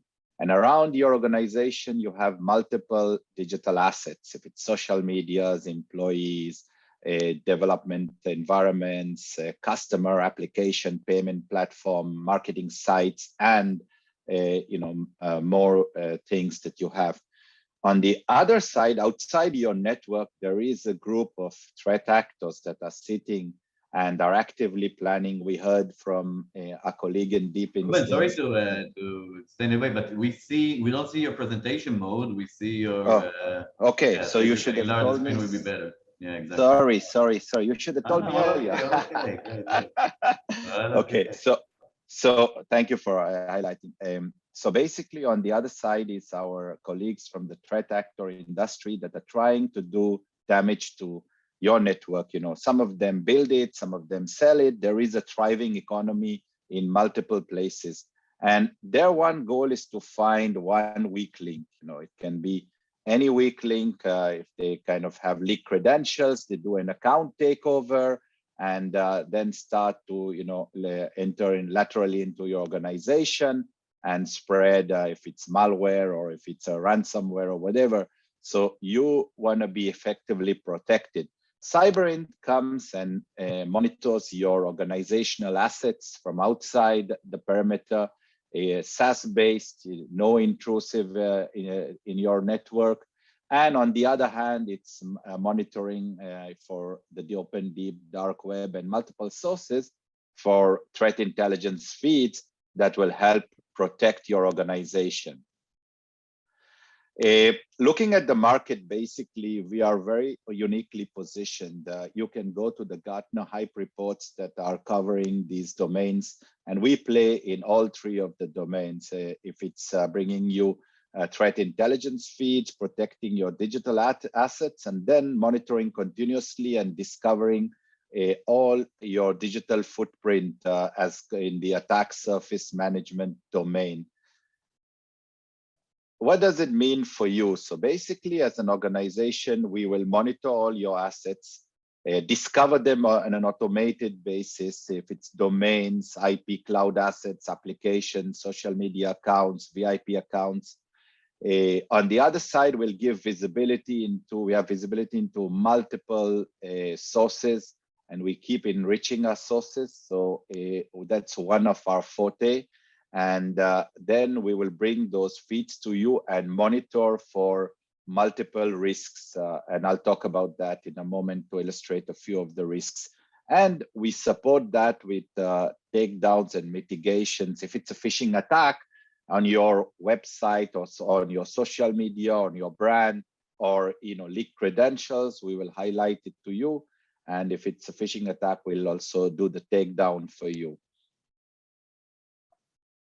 So what do we address basically when we talk about, one, we monitor your digital footprint. So we map the attack surface for vulnerabilities, exposed web interfaces, hijackable subdomains, vulnerabilities, certificate issues, and a ton of other issues. Together we have multiple use cases that we track, and we will identify your assets and discover them and monitor them automatically on an ongoing basis. If new assets are added, it will also be identified, so you won't have also the risk of shadow IT in your organization. We identify data leakage. Recently we identified information that was sold on the dark web for our customer, and immediately notified him to kind of reset the passwords. But we have tools of collecting. I think one of the most vast info stealers that are selling credentials or leaking credentials, and we collect them and we identify, and then we update our customers. We help protect your brand. So if it's safeguarding your official social media profile, impersonation, etc., protect you from phishing attacks. So if it's phishing websites, lookalike domains, and much more. So we will help identify and bring that to you and try to mediate and take down. We have multiple frauds that can work around business logics that are in your company, and refund frauds that we identify, and we will try to mitigate that. And of course, we'll try to protect you from attackware that when we find out in this threat actor domain, something is planned against you. So Cyberint actually brings you a holistic threat intelligence solution as part of its offering, very proactive with monitoring and identifying and feeding you with alerts that will help protect you, but also give you research tools to do postmortem and to kind of look at a very large data lake that we have, and to identify and to try to mitigate for future issues. Pivot on IOCs, and we have a proprietary tool called Forensic Canvas, and we help build incident response capabilities in many cases. So just to illustrate phishing, as we said, one of those, we identify attacks, we lookalike domains, etc. We have a proactive tool called Beacon that can sit on your website, and it will proactively identify if somebody is trying to copy your IP, etc. One thing we have located is phishing kits, and that can do a lot of damage. They are sold in the dark web. If it's against your organization, then basically you'll have multiple issues of phishing attacks, harming your brand, harming your business. And when we identify, we will take them down for you. We'll bring that to you, and we'll also highlight all those sites that can be taken down with automatic takedowns. Cyber's specialty here is to really bring its human resource very, very closely integrated with the technology platform that we bring in play. So we can do virtual human where we interact with avatars and threat actors, can do special investigations, have a lot of research team that will help you and provide you with information. I encourage you to visit our website and read some of our research reports that are just recently launched on new trends, on ransomware, etc. And we cover a lot of sources of enrichment for you. So looking at our platform, basically, our technology layer is modular based, and we bring a lot of technology from the threat intelligence. We monitor the dark web, your attack surface, and we kind of bring you a layer of technology that is in addition to expert services that we can provide you, and also help mitigate those business risks that I mentioned. Actually, in order to bring remediation, we have connectivity to third-party integration, sourcing, ticketing systems, and also takedowns. Finally, so just to summarize very quickly, we bring you a comprehensive digital risk and attack surface monitoring solution that is fed with threat intelligence and blended together, so it will help thwart digital risks beyond your perimeter. The human machine approach, which is very much helps get you an extra edge and protection. Innovation that we bring, unique tools to help make the complex simple, help identify vulnerabilities that you may not be aware of, protect you from extensive data leakage, and bring you really the holistic view of threat intelligence. Again, I'd like to thank you, and I'll be happy to answer any questions if needed.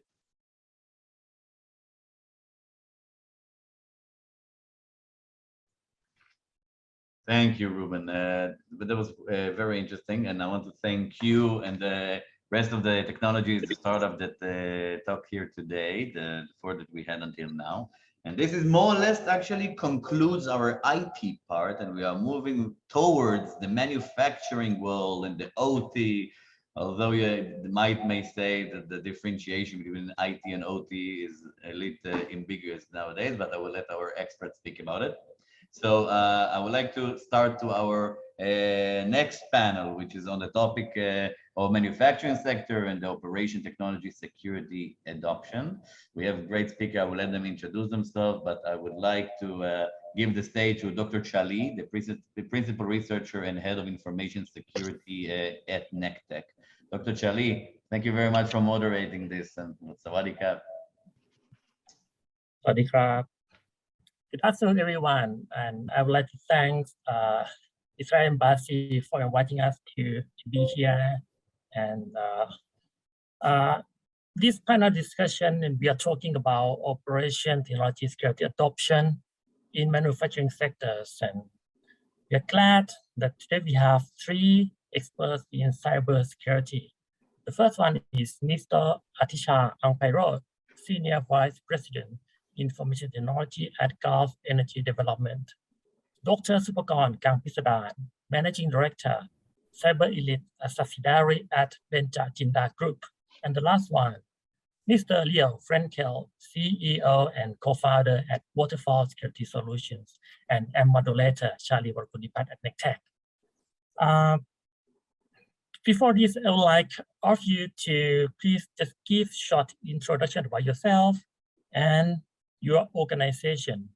And the reason I asked you to say something about your organization because is that we understand that IT security and operation security in each organization must be different because each organization has different things like culture, budget, perception, background, etc.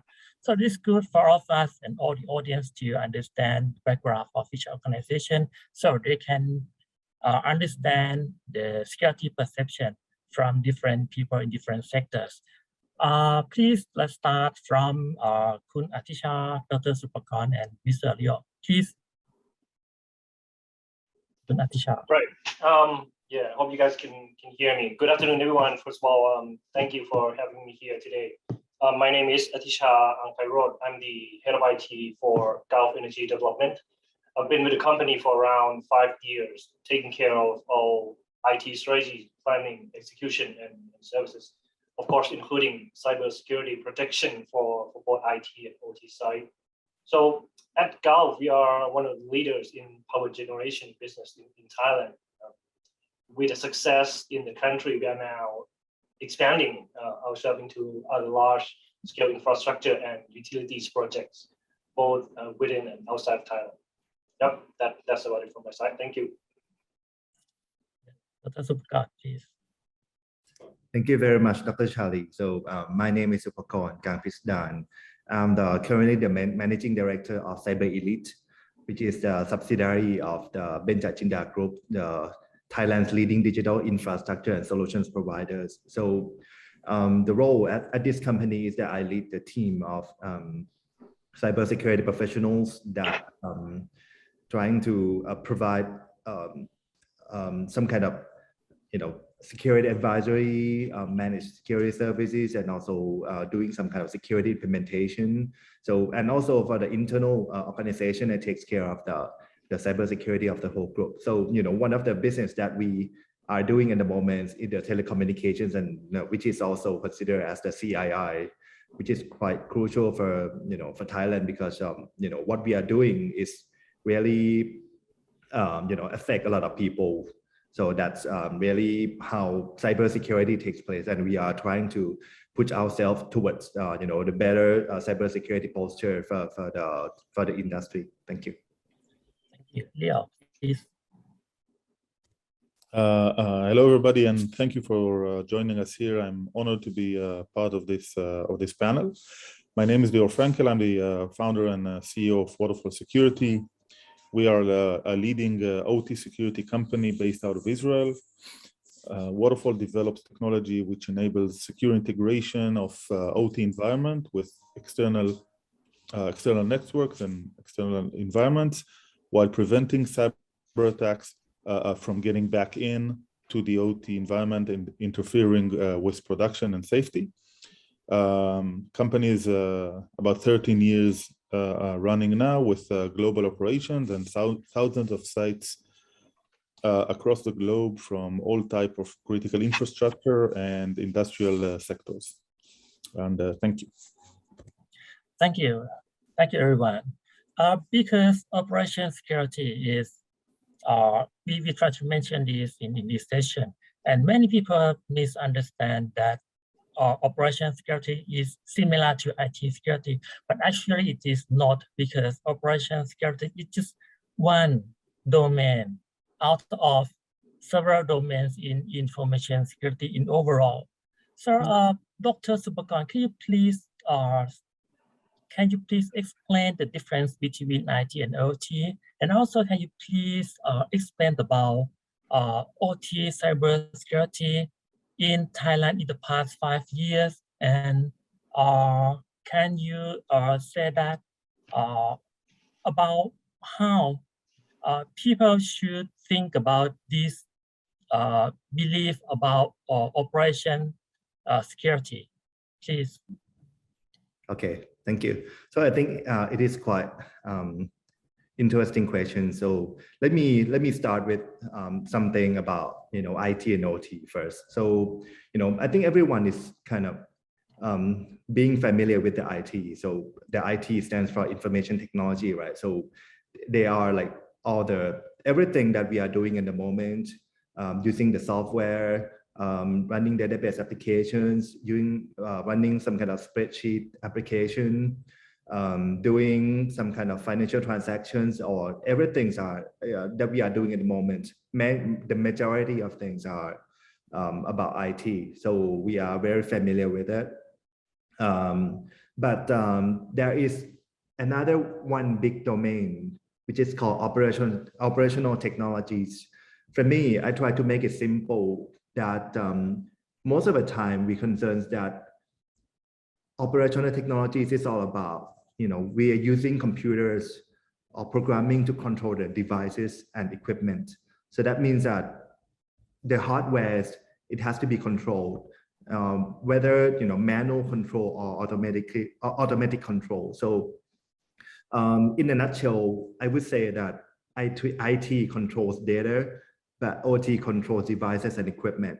So, at the moment, I think there is very blurred boundary between IT and OT, because traditionally, especially in Thailand, if you look back for about 4 or 5 years, most of the time when we think about the OT, we are looking at some kind of SCADA system or ICS, the industrial control systems.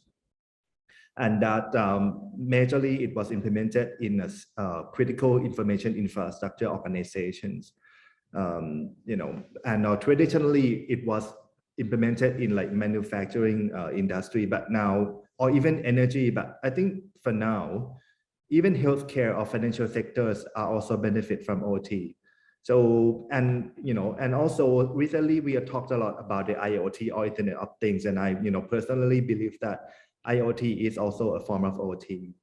And for the past 5 years, we can see a number of changes. If you doing some kind of scanning for a number of IP addresses around the world, so if you look at like specifically for Thailand, you can see that a number of OT systems are available, but it's not totally separated or disconnected from the internet, because you can still browse all those systems online.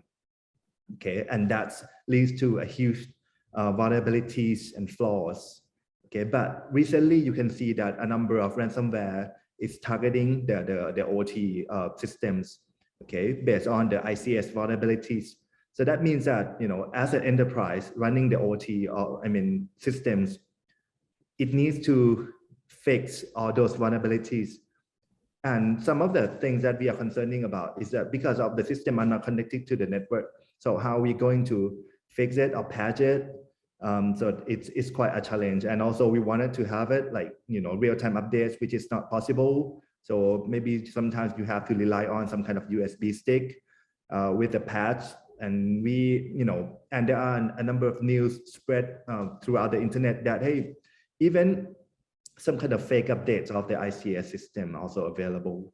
So we really need to focus more on the controls, or even the change management with the security focus is also very important. So maybe if we have more time, so we can focus on it later. So, and that's what I see from the past 4 or 5 years in Thailand. Thank you, Dr. Charlie. Thank you, Dr. Supakorn. It is clear about the definition and the meaning of OT and IT security. And we now know that operation security is not, implementation is not easy, because the infrastructure about operation technology is mostly within organization or on-premise. So the way to work on this is quite unique, and there are a lot of challenges about operation security. Kun Atisha, when we talk about the challenge about OT, can you please share with the audiences about this biggest challenge about the OT security based on your own experience and how it is addressed in your company, organization? Right. Yeah, thank you for the question. I think I just resonate on Dr. Supakorn's answer earlier. I think in the past years, or even now in some cases, OT systems are quite isolated, or they are self-contained, right? They run on their own proprietary software, not much of the connection to others, right? But it's not the case anymore, as we are all aware, right? There are emerging digital capabilities in the past years. IT and OT are now very much in the converged pathway, right? So you have things like big data analytics, machine learning, AI, cloud computing, AR and VR, among other IoT protocols, right? This requires connectedness, right, from one machine to another, right? So all this obviously can transform and improve the way we work in OT, right? Productivity and stuff, right? But obviously it comes with the cost as well, right? This opens up more room to cybercrime in terms of gaining access, which could potentially result in a much higher rate of OT cybersecurity crimes, and as we can see in the recent years, right? To answer your questions around challenges that are facing today, I would say OT cybersecurity is playing a little bit of a catch up when compared to the IT side, or even compare with the business drive. My first challenge is around technical perspective. Most of OT system depends on the aging of the system as well. They do not run on the regular operating system, right? Not like Windows or iOS on the IT side. They often lack of traditional security tools, right? They are usually programmed in a different language from IT side. This makes it a little bit harder for us to protect and even to understand it, right? So you probably end up relying heavily on the vendor software, right? Just perhaps just to hope that they are good enough to protect your organization, right?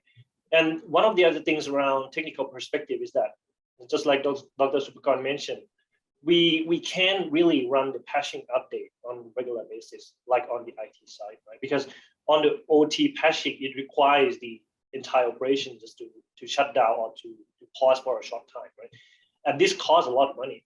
As a result of that, some of the components cannot be updated, right? Which in turn may means that they can be compromised, right? On this technical challenge. And this always requires a little bit of a workaround and interim solution from the IT side to ensure that we still have the secure environment, right? Secondly, on the awareness perspective, I think it's quite common in the sense, most of the organization that has OT operating, they exercise risk heavily on their risk assessment and mitigation plan on their OT areas, right? They usually have a good team, strong process, most of the team dedicated to do so, right? But in some cases, unfortunately, cybersecurity isn't one of the risk assessment factor, right? Again, I think this reflects the fact that in some cases OT security sometimes overlooked due to the fact that the operation has been standalone for quite some time in the past and still trying to adjust to the connection to the IT world, right? Last but not least, challenge on the business impact, right? If things get compromised, right, the magnitude of the damage on the IT side is higher in general, right? For example, in our case, we are risking OT side on the whole plan to shut down, right? When we compare to IT side, it's more. It could potentially happen more often, but the severity or the magnitude is lower, right? So not only in our case, right, the attack could potentially cause the loss of life or injury, or in some case wide scale damage on the whole environment, right? So I guess this is why the government, including Thailand, are pushing hard on the Cybersecurity Act on utilities and major infrastructure companies to ensure that these companies have the right level of protection to prevent such losses from happening. Otherwise, it would be a major blow at a country level, right? So I think these are all, in my opinion, key challenges in the area of OT cybersecurity. Back to you, Dr. Charlie. Thank you. Thank you, Kun Atisha. And this is confirmed that the challenge in OT security is quite distinctive because in OT, the system has to operate all day, all time, or in the routine work, like in smart manufacturing or smart factory. The system, the devices like IoT devices or SCADA infrastructure, they have some special characteristic, and people have to pay special attention on security. Thank you. The next question is for Mr. Liu. Because as I mentioned before, that OT system is like proprietary or is too sensitive in each manufacturing or organization. And security devices or platform for IT in general cannot be applied to secure OT environment. So can you please elaborate more about this?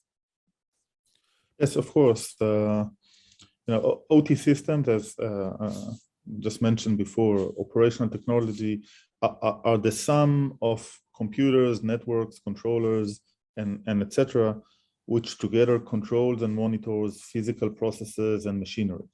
And as such, these systems are very sensitive to any interference or change in their operational mode that can either cause malfunction or safety issues or lost production. So let's take, per your question, let's take antivirus or XDR, which is more common today, which is great technology and widely used within the enterprise environment, the IT network environments. You cannot find them inside OT networks at all.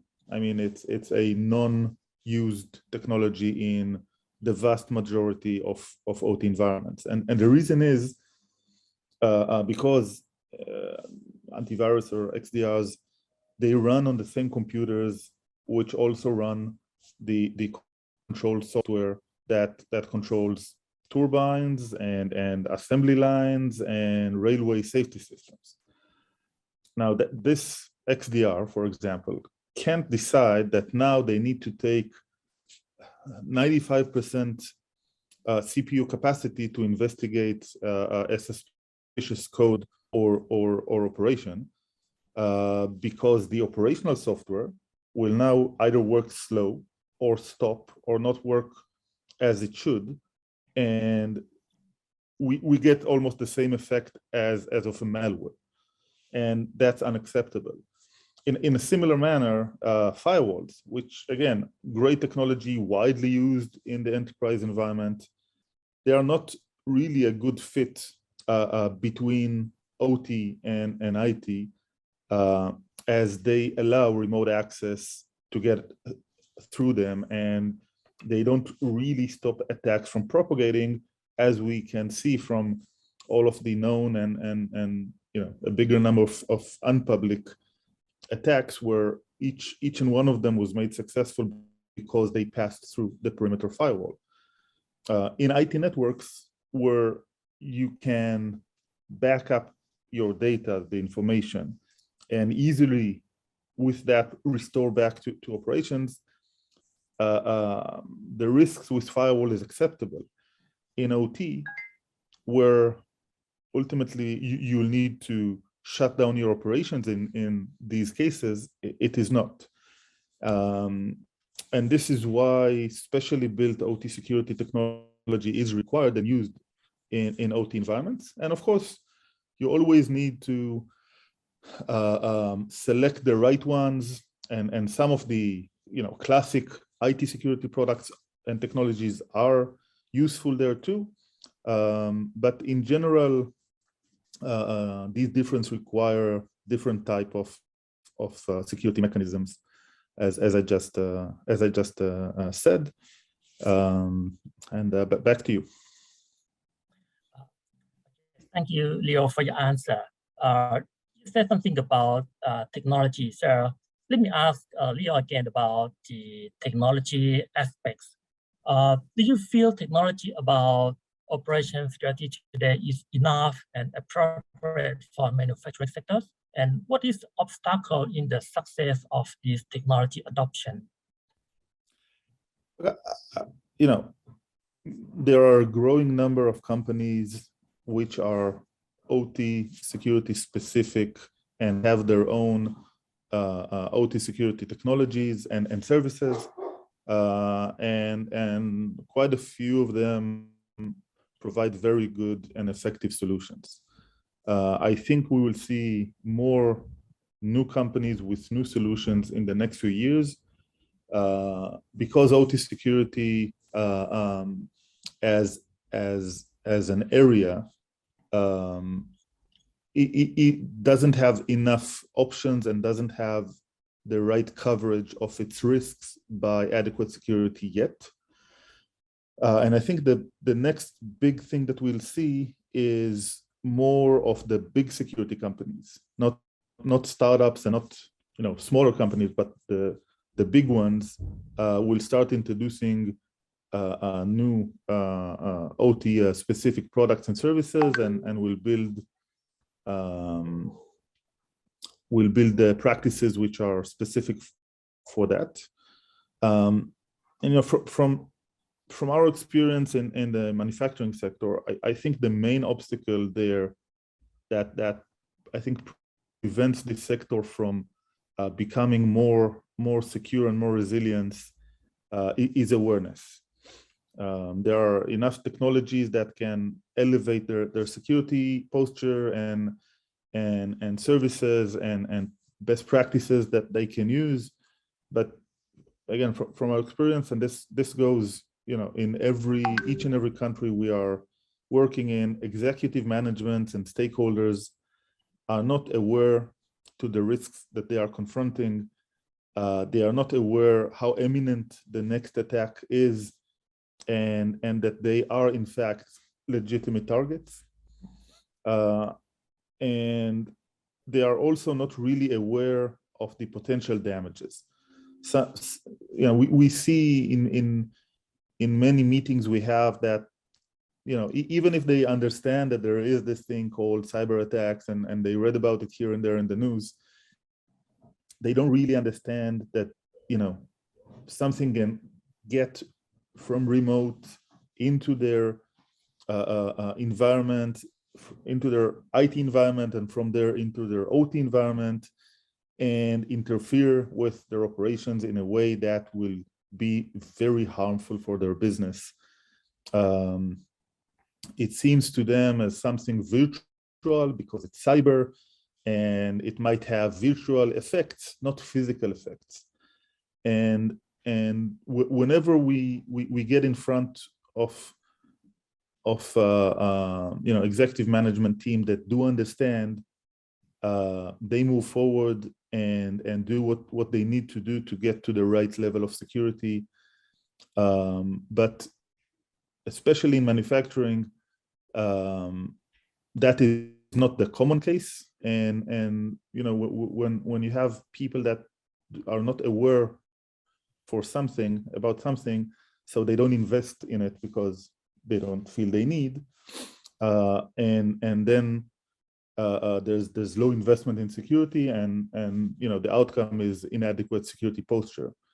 I know that there are governments that are working very hard on elevating the awareness level, and organizations that are involved in that, and of course all of us, the suppliers in this market, are doing that, and I do see a change, but we are far from being in a position where the manufacturing sector is close to where it should be from a security posture standpoint. Thank you very much, Mr. Leo. From this answer, we have got a new keyword, is cyber resilient. I think cyber resilient today is quite popular in cybersecurity person and in each organization, because manufacturing sector is very large scale. So I think cyber resilience is one of the main important thing that people need to take into account in order to maintain cybersecurity, especially in operation security. Thank you. For Kun Atisha, as we mentioned before about the difference between IT person and OT person, yes, of course, they are different person, and maybe they have to work together. So can you please share with the audiences about the challenge of how to integrate IT person and OT person successfully, and how to make them to work together in a good way, and how to report the cyber risk to executives? And sorry for several questions, but I think it's very, very important, interesting. Yep. Yeah, thanks for the question. I think very similar to the answer that Mr. Leo just mentioned earlier. I think I have a couple points that I like to add on here. I think first of all, it's around the governance model itself.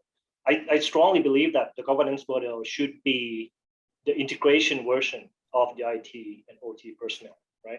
organization should have a clear roles and responsibility, especially around CISO role or if you like head of cybersecurity, right?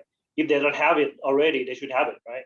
It's important to have an expert who can set the strategy, bring in the right framework or technology into execution, integrating both IT and OT side, right? This is the first step, right? And we need to ensure that this role has a strong collaboration with the operation team. I'm not too worried about on the IT side because we have been working together on the IT protection for quite some time, right? But for the OT side, this role should have a very strong collaboration link with executive team and with operation team. Leadership team on the OT side should understand the importance and should be the key sponsor on the cybersecurity protection as well, right? It's cyber risk has to be on the table of discussion. It has to be addressed as one of the top priorities in their risk assessment on the OT side, right? It has to be prepared and practiced in the business continuity plan, just like other risk areas, right? And secondly, I think it's around the culture of the company itself, right? For being resilient or being ready to deal with all these growing threats, right? More often than not, people usually take it for granted that cybersecurity is mainly IT job, which I think it's partly true, right? But there are key roles for non-IT people to play here as well, right? Organizations need to understand and need to aim that they should have the sense of ownership in terms of cyber resilience, and they should lay out this mindset to everyone. It's important to understand that employees are actually the first line of defense when it comes to threats such as phishing or malware, right? So cybersecurity should be communicated, it should be trained, it should be cascaded down on a regular basis, right? Especially when it comes to protecting your organization. Right? I think after all, there would be no company that is completely immune to cybersecurity attacks, right? So instead of focusing solely on the technology to prevent the attacks, organizations should also ensure that employees, from all the departments, right, are able to understand, are able to respond quickly, and are able to recover and to maintain their operations.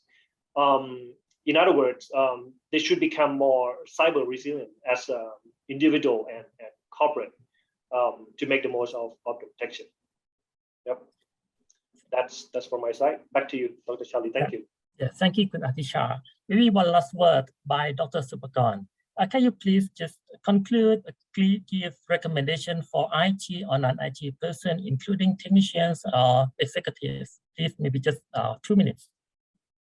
Okay, so that's a tough question, and maybe it takes ages to explain about this, but I'll try to make it short.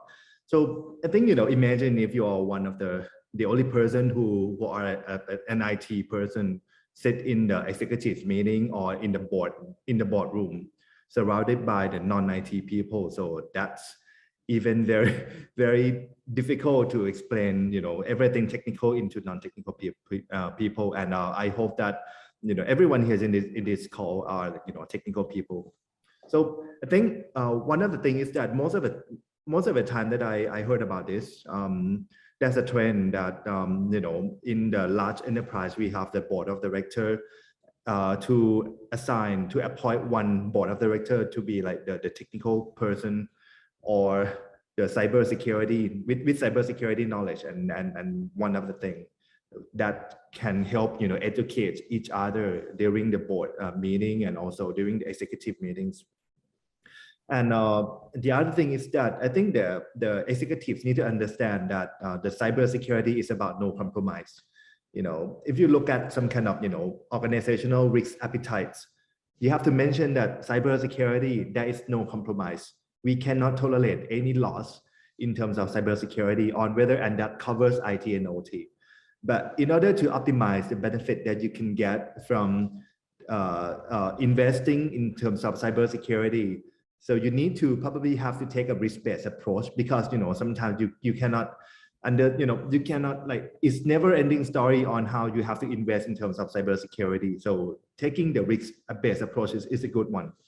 Identifying risks, implementing controls, monitor, measure risks, and also you got to understand how to report the organizational cybersecurity risk posture to the senior management. And that's very big challenge, but I hope that once we mature enough, so we can be successful in this area. And also the last thing that I like to mention here is that we need to do the continuous security monitoring in terms of cyber risks. It's going to help out the management to understand and plan ahead on how to build like the OT security in the futures. But in order to do the cyber risk monitoring, so it requires a huge number of background tasks. Like you have to gather those informations and you put it analytics, and also you have to translate it into one synchronized dashboard so that management, executives, and also the board of directors can understand it easily. So that's all of my comments. Back to you, Dr. Charlie. Thank you, Dr. Supakorn. And once again, thank you everyone for your fruitful discussion. And I believe that. Again, we have to confirm and conclude that security is not just about technology issues, but also people and non-IT issues. And of course, it's this never-ending story about security. Actually, we have one question from the floor, from the audience, but because we are behind schedule, so can you ask one of the panelists to please answer by typing answer in QA or chat box. Okay, thank you very much, panelists, Dr. Supakorn, Mr. Atisha, and Kun Leo, and also Embassy of Israel. Thank you very much. Thank you very much. Thank you very much. Thank you very much. Kabun Kap. Pleasure. Thank you very much, all four of you. This was a very, very interesting panel, and I want to thank you for your time and your knowledge and sharing your experience with the audience. I'm sure everybody took valuable lessons from it. So thank you again, Captain Cap. I want to move forward to our last session of the day, which are 4 companies that will kindly present, focusing more on the sectors that we discussed now in the panel. So I will ask Astoria and the CTO, Shai Rahat, to be the first one. Shai, how are you?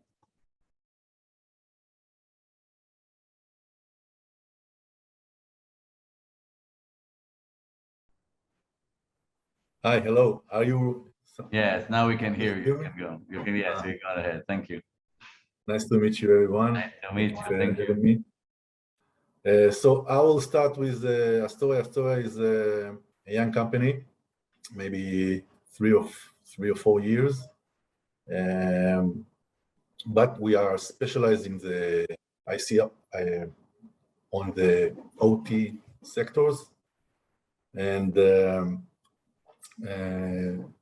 in the company is myself and Azaria, which is a CTO, but is not with us today.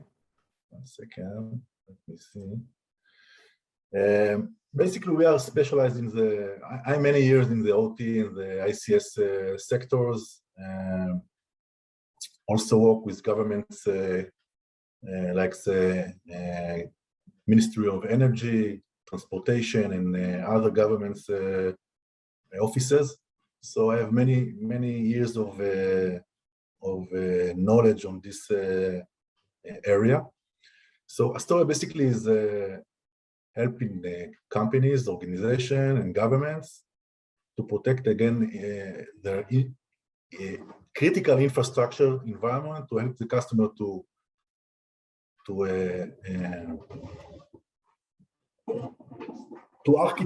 architecting a complex critical infrastructure solution. We are developing smart, proactive plans which counter cybersecurity threats. We have the ability to test cybersecurity resilience and recovery plans, also for process and organization. And we're performing some risk assessment for the following sector. We are specialized in the renewable energy. In the past, I was involved in as I said, in the Ministry of Energy to perform the the national infrastructure in Be'er Sheva for the cybersecurity, also in the water and sewage, transportation, space, communication, and industrial and logistics. Those are the sectors that we are focused on. Of course, there is other sectors, but these are specialties. Now, I divided it to two services.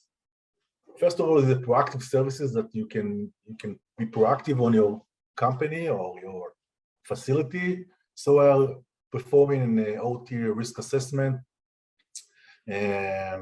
analyzing the gap, analyzing the gap of the threats from cybersecurity, and we can give you a plan how to counter those gaps. This is the first thing.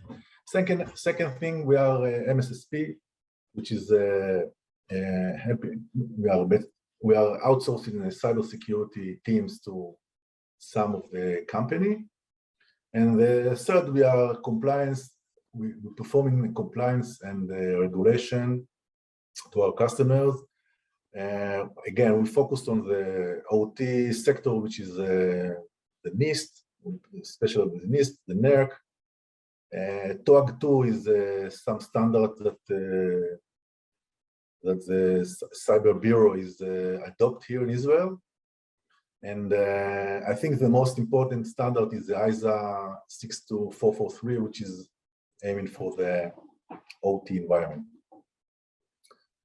And then we have the reactive security services, which we have a SOC specialized in the OT sectors, as I mentioned before. We have the ability to monitor, but not just to monitor. We have special persons that can also be a red team or respond to any incident response team. And of course, we have we can monitor the vulnerability and threat detection from remote from our SOC.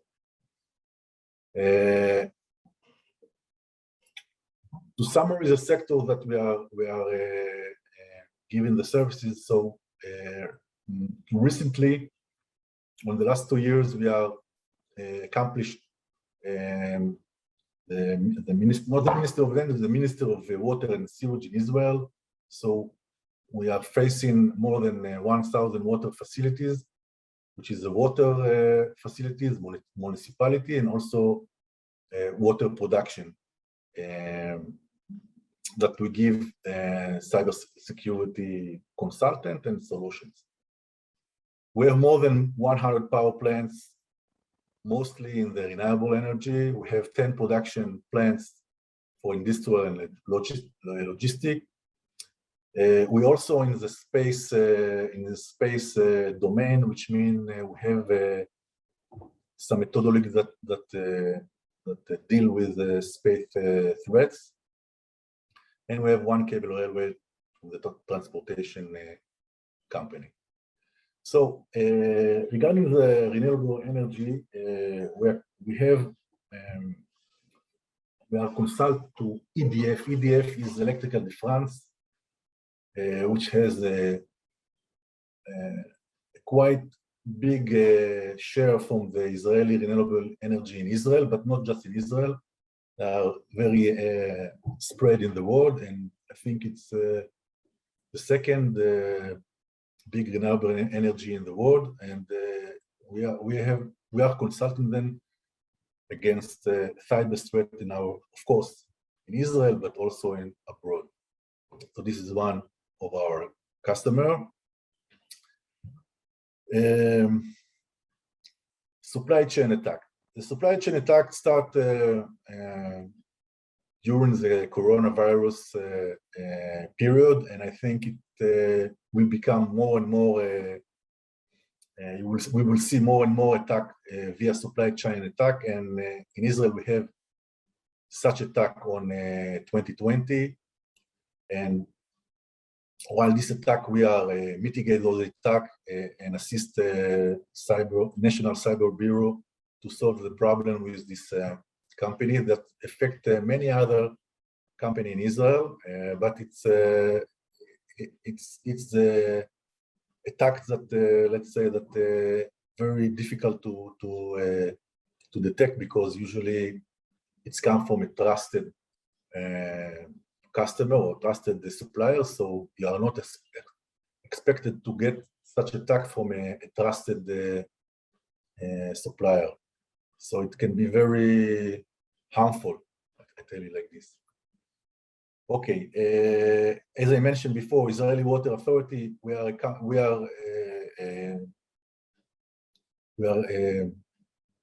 consult the Israeli Water Authority, and in such way that we have see almost, not almost, all the Israeli water and sewage authority, and we can know exactly what is the situation.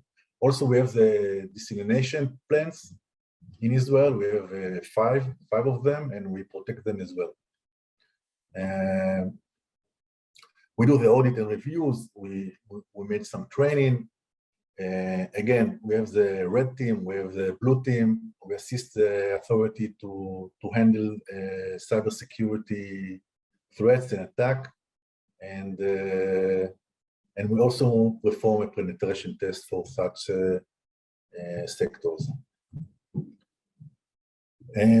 As I mentioned, we are also in the space domain. Actually, we are responsible for the cybersecurity hardening for the ground station and the satellite link. We have 3 companies that we are giving the solution, the full solution for the cybersecurity, and it's different threats than we have in the OT, but of course it's have some same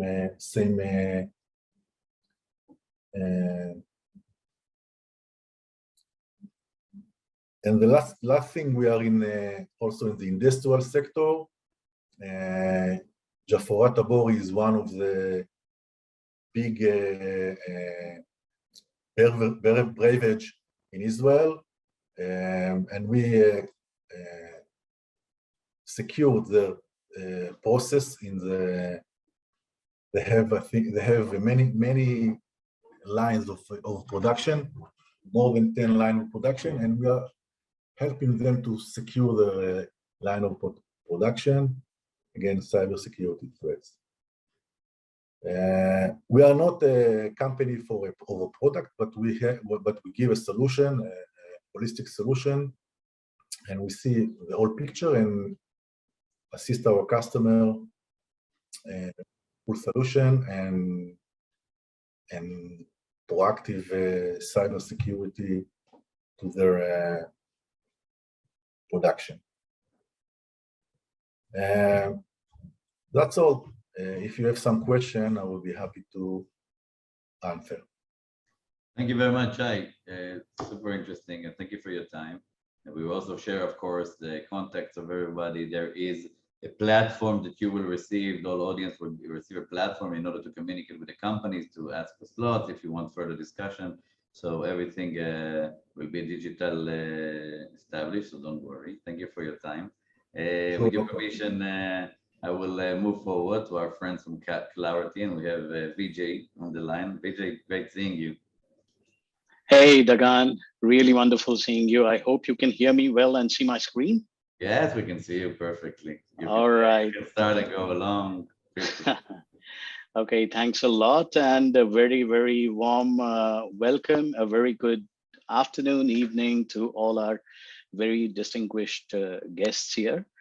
My name is Vijay Vaidyanathan, and I lead solutions engineering for Clarity APJ. Clarity as a company is focused in helping organizations to secure their cyber physical systems, which of course encompasses industrial OT environments. That, by the way, includes critical infrastructure environments. We heard a lot about that in the panel discussion. We also cover healthcare and IoMT, or the Internet of Medical Things. We cover industrial IoT. In short, extended IoT is the new jargon that is coming to play so as to secure these physical systems that are very important to running our lives, but which are increasingly getting connected. So they have that cyber-centric approach, and therefore they are cyber physical systems that we must secure and protect. So I'm going to be spending just 10 minutes, and I only have a couple of slides with me. So just kindly bear with me on this. Let me move this out here so I can just discuss. What you see in the bottom of the screen, if I can request your attention towards the bottom of the screen, are actually physical systems. And that's a mix, because you've got OT, you've got industrial IoT, you've got smart meters, sensors, there are some smart grids, data centers, and smart buildings. There's medical networks with the Internet of Medical Things, and in short, many of these combination of components, hardware, software, that are contributors to the march towards Industry 4, which is what many of these organizations are looking towards. Right, and if we talk about the facilities, and why are we talking about facilities is because these physical systems are running the facilities that are running our lives. So imagine facilities like power generation plants, or utilities distribution networks, water treatment plants, transportation systems, everything. You can just think of the impact they have as a part of our daily lives. Now, these systems were never really designed with security in mind, which is something that we have heard a lot of our distinguished speakers mention time and again, but they are also getting digitally transformed. They are getting into newer generations. They are getting increasingly connected to the internet and to enterprise IT, to the cloud. This is really increasing that surface that is getting exposed on systems and networks that are inherently weaker in a landscape that at best you can say is extremely active. Nobody needs proof of that. You can really see the spike in the incidents over 2020, 2021, and even moving into 2022. It looks like the landscape shows that there is tremendous amount of activity in the landscape. So the question here is, this is like a perfect storm, and Clarity is focused at ensuring that we secure these cyber physical systems. What does the Clarity platform do? For us, something which is a very big deal and which we put in as a fundamental building block towards securing these physical systems is the aspect of visibility. We are right, OT is a different world, the infrastructure is different, the hardware, the software, the components, the networks. So what we do using the technology platform is we achieve asset visibility, we achieve network visibility, the visibility of the process, segmentation visibility, and even visibility of the remote connects to the environment. Now, once we have this foundation of visibility, which is done, by the way, with specialized technology that is able to look, see, interpret open OT protocols, proprietary OT protocols, and many other systems and components that run these facilities, then we are able to extend them to cybersecurity deliverables. And how we do that is we get this vulnerability management piece, which means we are basically looking for and flagging weaknesses that are residing within those networks and those assets. They could be patching vulnerabilities. They could be in the form of some assets actually speaking to suspicious domains or to external IP addresses, a bunch of assets actually using weak or default unencrypted passwords, or it could even be open ports left open and uncared for in the environment that are listening for packets. So there's patching related vulnerabilities that are to be found, but many other kinds of vulnerabilities also that need to be mapped. But at the same time, we also want to monitor those networks 24/7. And when we say monitor, this is for any anomalies, any suspicious behavior a new IP shows up on the network, tries to make new communications within the network, violates a certain set of policies, we want to pick that up.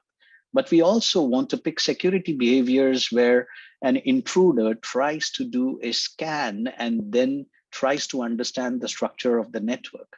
And we want to also pick malicious behavior using a set of more than 10,000, 12,000 rules representing Trojans, malwares, ransomwares, and many other Yara rules representing patterns that we should be looking for on the packets that are getting analyzed on those networks. And of course, even operational behavior. Because you see, there is a bunch of attacks where even these malwares are not used, but maybe some setting changes were done to important assets like controllers. So we want to pick those kind of behaviors. And we want to monitor those networks for these kind of behaviors 24/7. But the important part is that can't be static. So we need to keep building on this threat intelligence. And this is where Clarity Research comes into the picture. We update the threat intel related to the weaknesses and the rules and signatures on a weekly basis for our customers. And then we also profile the risk related to these assets. We profile the risks based on the vulnerability and threats that they are exposed to, but also we look at other important factors like how critical is that asset to operations, and whether this asset is easily approachable. And does this asset have a lot of infection potential because of the number of connects it has with other assets and zones? And last but not the least, we look for remote connections into the pockets of the OT. And this is extremely important because with COVID-19 and the pandemic, the number of remote connects into those OT has really spiked. So we can't just be looking at one side of things and ignore the fact that there are now employees that have gotten remote. A certain percentage of remote access has become remote operations, and many third-party contractors are having to render their services in a very remote manner. And therefore, we need very granular controls, multi-factor authentications, many aspects of live monitoring, session recordings, and all the other infusion of zero trust controls in terms of how the approach to these environments are done. And that is what the Clarity platform does for such environments having cyber physical systems. And then Clarity takes the findings and then extends it to your connected ecosystem. So you will find CM applications, you will find playbook systems, ticketing systems, firewalls, or network access controls as a vast number of technology ecosystem. Then some of these you would have already invested in. And this is where Clarity comes in and extends the findings to these systems so that you have a uniform view of the security posture of the enterprise, which includes everything from the cyber physical systems, as well as your enterprise IT, which you may already have, and are looking to extend that to your cyber physical systems. So that is what I wanted to give as a part of a short 10-minute presentation into what Clarity brings as value to these environments. Thank you so much, Dagan. Thank you, Vijay. Always a pleasure to have you here. Thank you for your time and for your presentation. And we have two more companies, so I'm very happy to call on Dr. Karmit Yadin, the CEO and co-founder of Arcus team. Karmit, how are you? You are on mute. Yes. Now we can see you and hear you. Great. Great, thank you. So thank you for having me and thank you for the opportunity. And I'm extremely excited to present Arcus team to you today. Yes, I think the first time in front of a Thai audience, so break a little. Thank you. So hi everyone, my name is Dr. Karmit Yadin. I'm the founder and CEO of Arcus team. And Arcus team is a deep tech cybersecurity company based in Tel Aviv. And what we're doing is helping our organizations, enterprises, and MSPs to secure their connected devices. So is all of us familiar with the fact that organizations today are struggling to identify the accurate security posture of their devices? And this is exactly what we're here to solve. So our system provide an accurate visibility of the security posture of exists on each device. And we also provide the route to risk zero in order to mitigate the risk. Our technology doesn't require any type of installation on the network or any type of client or agent on the device. So we are an agentless, and we support any type of network at any type of industry. Our product name Device Total, so it's probably most of you familiar with Virus Total.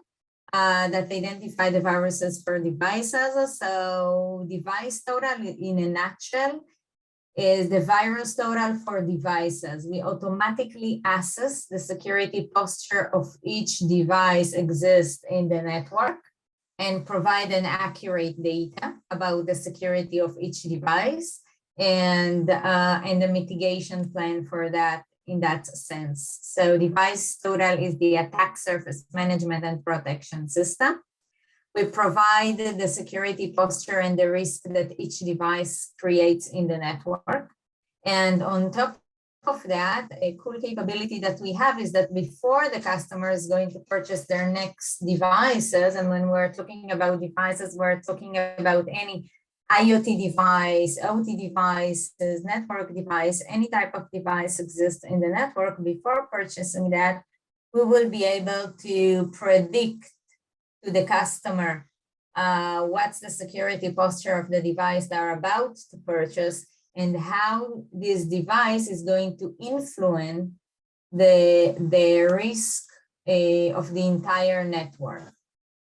So you can all Google to devicetotal.com and see our freemium capability. You can go to devicetotal.com, search for your type of model of the devices. Obviously, not all the devices we support are there, but a bunch of them are there. And you can see the security risk and vulnerabilities that we identify for those devices. As I mentioned, we're a deep technology company. We're using a lot of data analytics knowledge and reverse engineering of firmwares and firmware analysis in order to collect all the information exists about the devices, but we also create information that doesn't exist elsewhere by analyzing the firmware files themselves. Our main values are in the fact that we bring risk accuracy and accurate data, very accurate data on the attack vectors and vulnerabilities and the entire risk posture of any device in the network. We are the universal repository of devices. We're able to predict the influence of the device before they were implemented to the network or being purchased. We're extremely scalable, fully automated, and we also managed to identify potential 0 days in a lot of the devices because we analyze the firmware files themselves. We provide our product through a subscription and through a channel partner. We already working with a great channel partner in the region with Logon. So we are partnering with a lot of channels and MSPs. This is a partial list of our partners. And we're also partners with most of the assets management and assets inventory companies. So our partners get zero risk agentless solutions to their customers with ongoing visibility and with accurate data that help them to enable any type of network to stop their future attacks from the network. And we are here today in order to engage with potential partners and potential customers for Device Total. That's our main goal for today. So thank you, everyone. And I look forward to engage with the right team members here.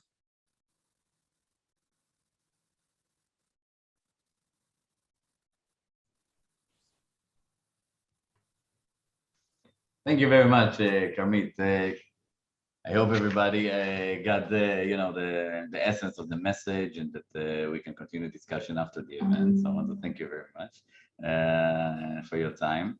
If there will be some Q&A in the chat bot, you can of course answer there, but we will see. With your permission, I will go to our last but not least technology, to Pini Huber, the Senior Vice President of Marketing, Strategic and Sales of TerraFence. Pini, how are you? Very good. Thank you very much. And I'm happy to be there, although I would prefer to be in person in Thailand. I think this is, by the way, February 1st, borders are open. So we expect you to deliver the promise you just made and arrive. No problem. I'll be there. So hello, everyone. My name is Pini Huber. I'm the Senior Vice President for Global Sales in TerraFence. In my previous background, I served many years in the Prime Minister of Israel office. And in the last 6 years, I'm in the startups in cybersecurity. And today I'll present to you our innovative technology of TerraFence, which it's all about the connectivity without compromising the security. I'm happy that you've already heard about the vulnerabilities and the needs to destigmatize between the OT and the IT. And you've heard Mr. Lior Frankel from Waterfall. So actually what TerraFence does, we created the data flow controller, which you can see here. This is our technology. This data flow controller based on hardware burned on a chip that calls FPGA. And the magic is that when our hardware engineers burn it, there is no CPU, there is no Mac, there is no IP, which means that we've created a smart wire. A smart wire that will transfer the protocol, the authorized protocol from your asset, and the asset will be defined by you to the destination. The destination can be the OT on-prem environment, it can be the IT, it can be the cloud, as long as you'll define it. And on the other way, there is a full proxy, there is a full shortcut in the voltage. It's like a galvanic separation. You can see here the bandwidth of our smart wire, which is 1 Gbps. This is the defaultive. Very low power consumption. It's very important to the industrial environment, and therefore we are suitable to all the segments that exist. It's not another company that says, yes, we are here and there, but because our platform is on layer 1 hardware-based solution, we provide a full, reliable online connectivity with a military-grade security and according to the all compliance and the regulation. If we'll take a look just on the topology of what does it mean that you don't need to change your topology or your architecture. You just need, imagine that you are cutting the wire in the middle. Now you have 2 wires, RJ45 in and out. You connect it to the TerraFence device, which you can see here. We have a few appliances. And from that moment, I know that the terminology that I'll use now, it's mostly negative, but we are actually a man in the middle. It's like a data diode, but it's not. So we are a man in the middle. We are a fully proxy that will transmit only your authenticate protocol or required protocol. It can be the protocols from the IoT, IIoT, medical devices, healthcare, etc., to the destination, as I said. You can see in the title, we can secure and will transfer the information from OT to OT, OT to IT, IT to OT, or IT to IT. It doesn't matter for our device from which segment to which segment will transfer the information. The advantage of our solution or the differentiation is, first of all, the use of this FPGA, which allows us to minimize the size. Our footprint is very small. You can see I'm holding this card in my hand.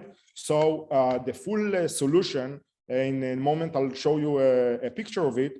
It's like the width of 2 cell phones. It's fully architected or designed for industrial environment, which means that -40 up to 80 centigrade. It doesn't have any rotating parts. You can shake it. It can be mounted to the DIN rail.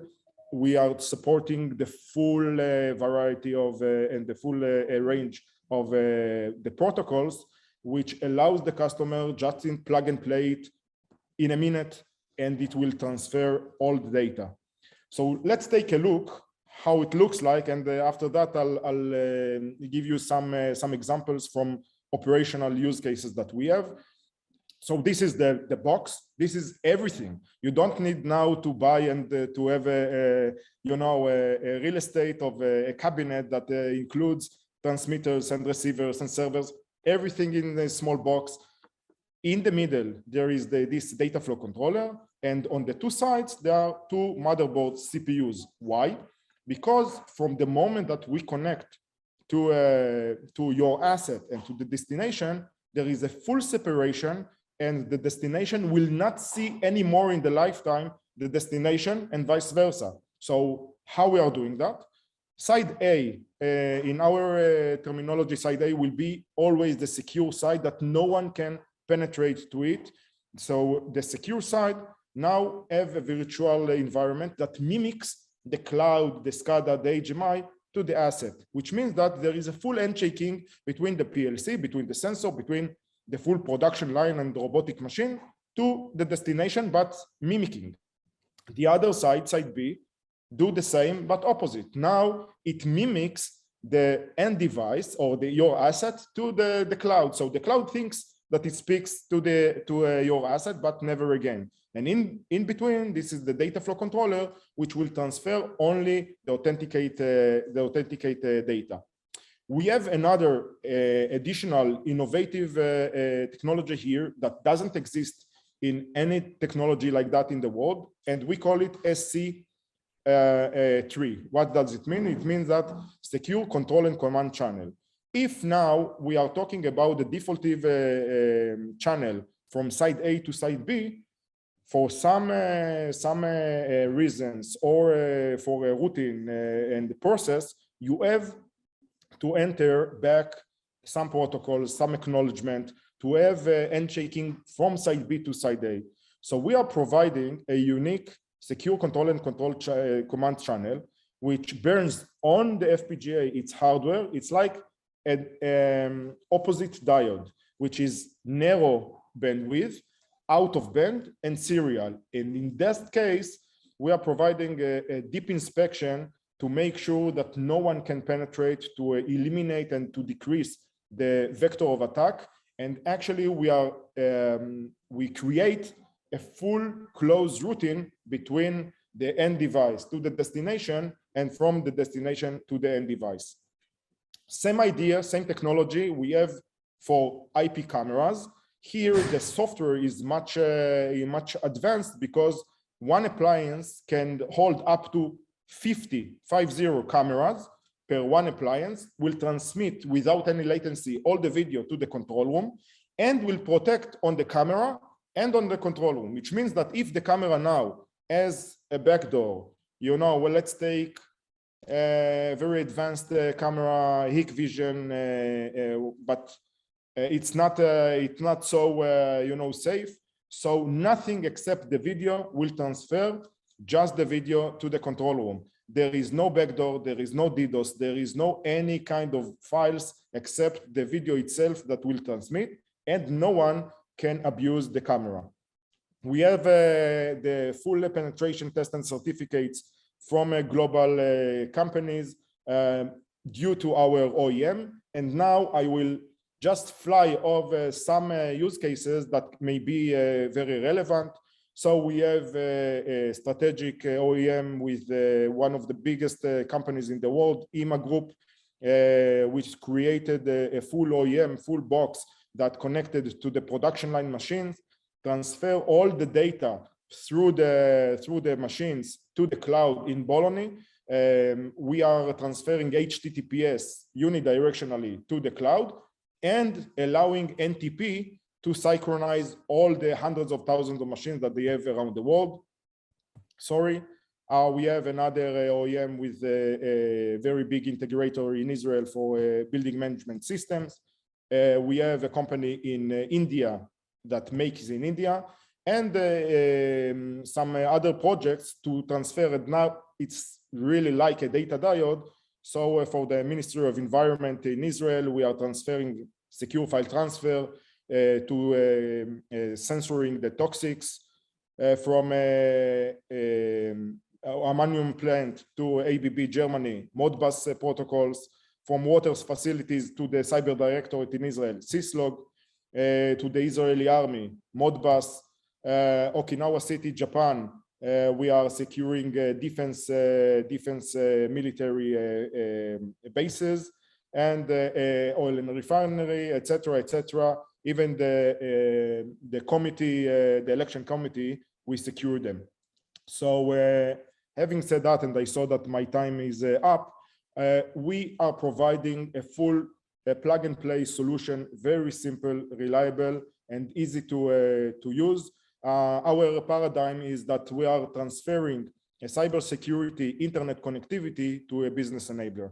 Thank you very much for your time. And if you have any questions, you can find me on the internet, LinkedIn, and my mail.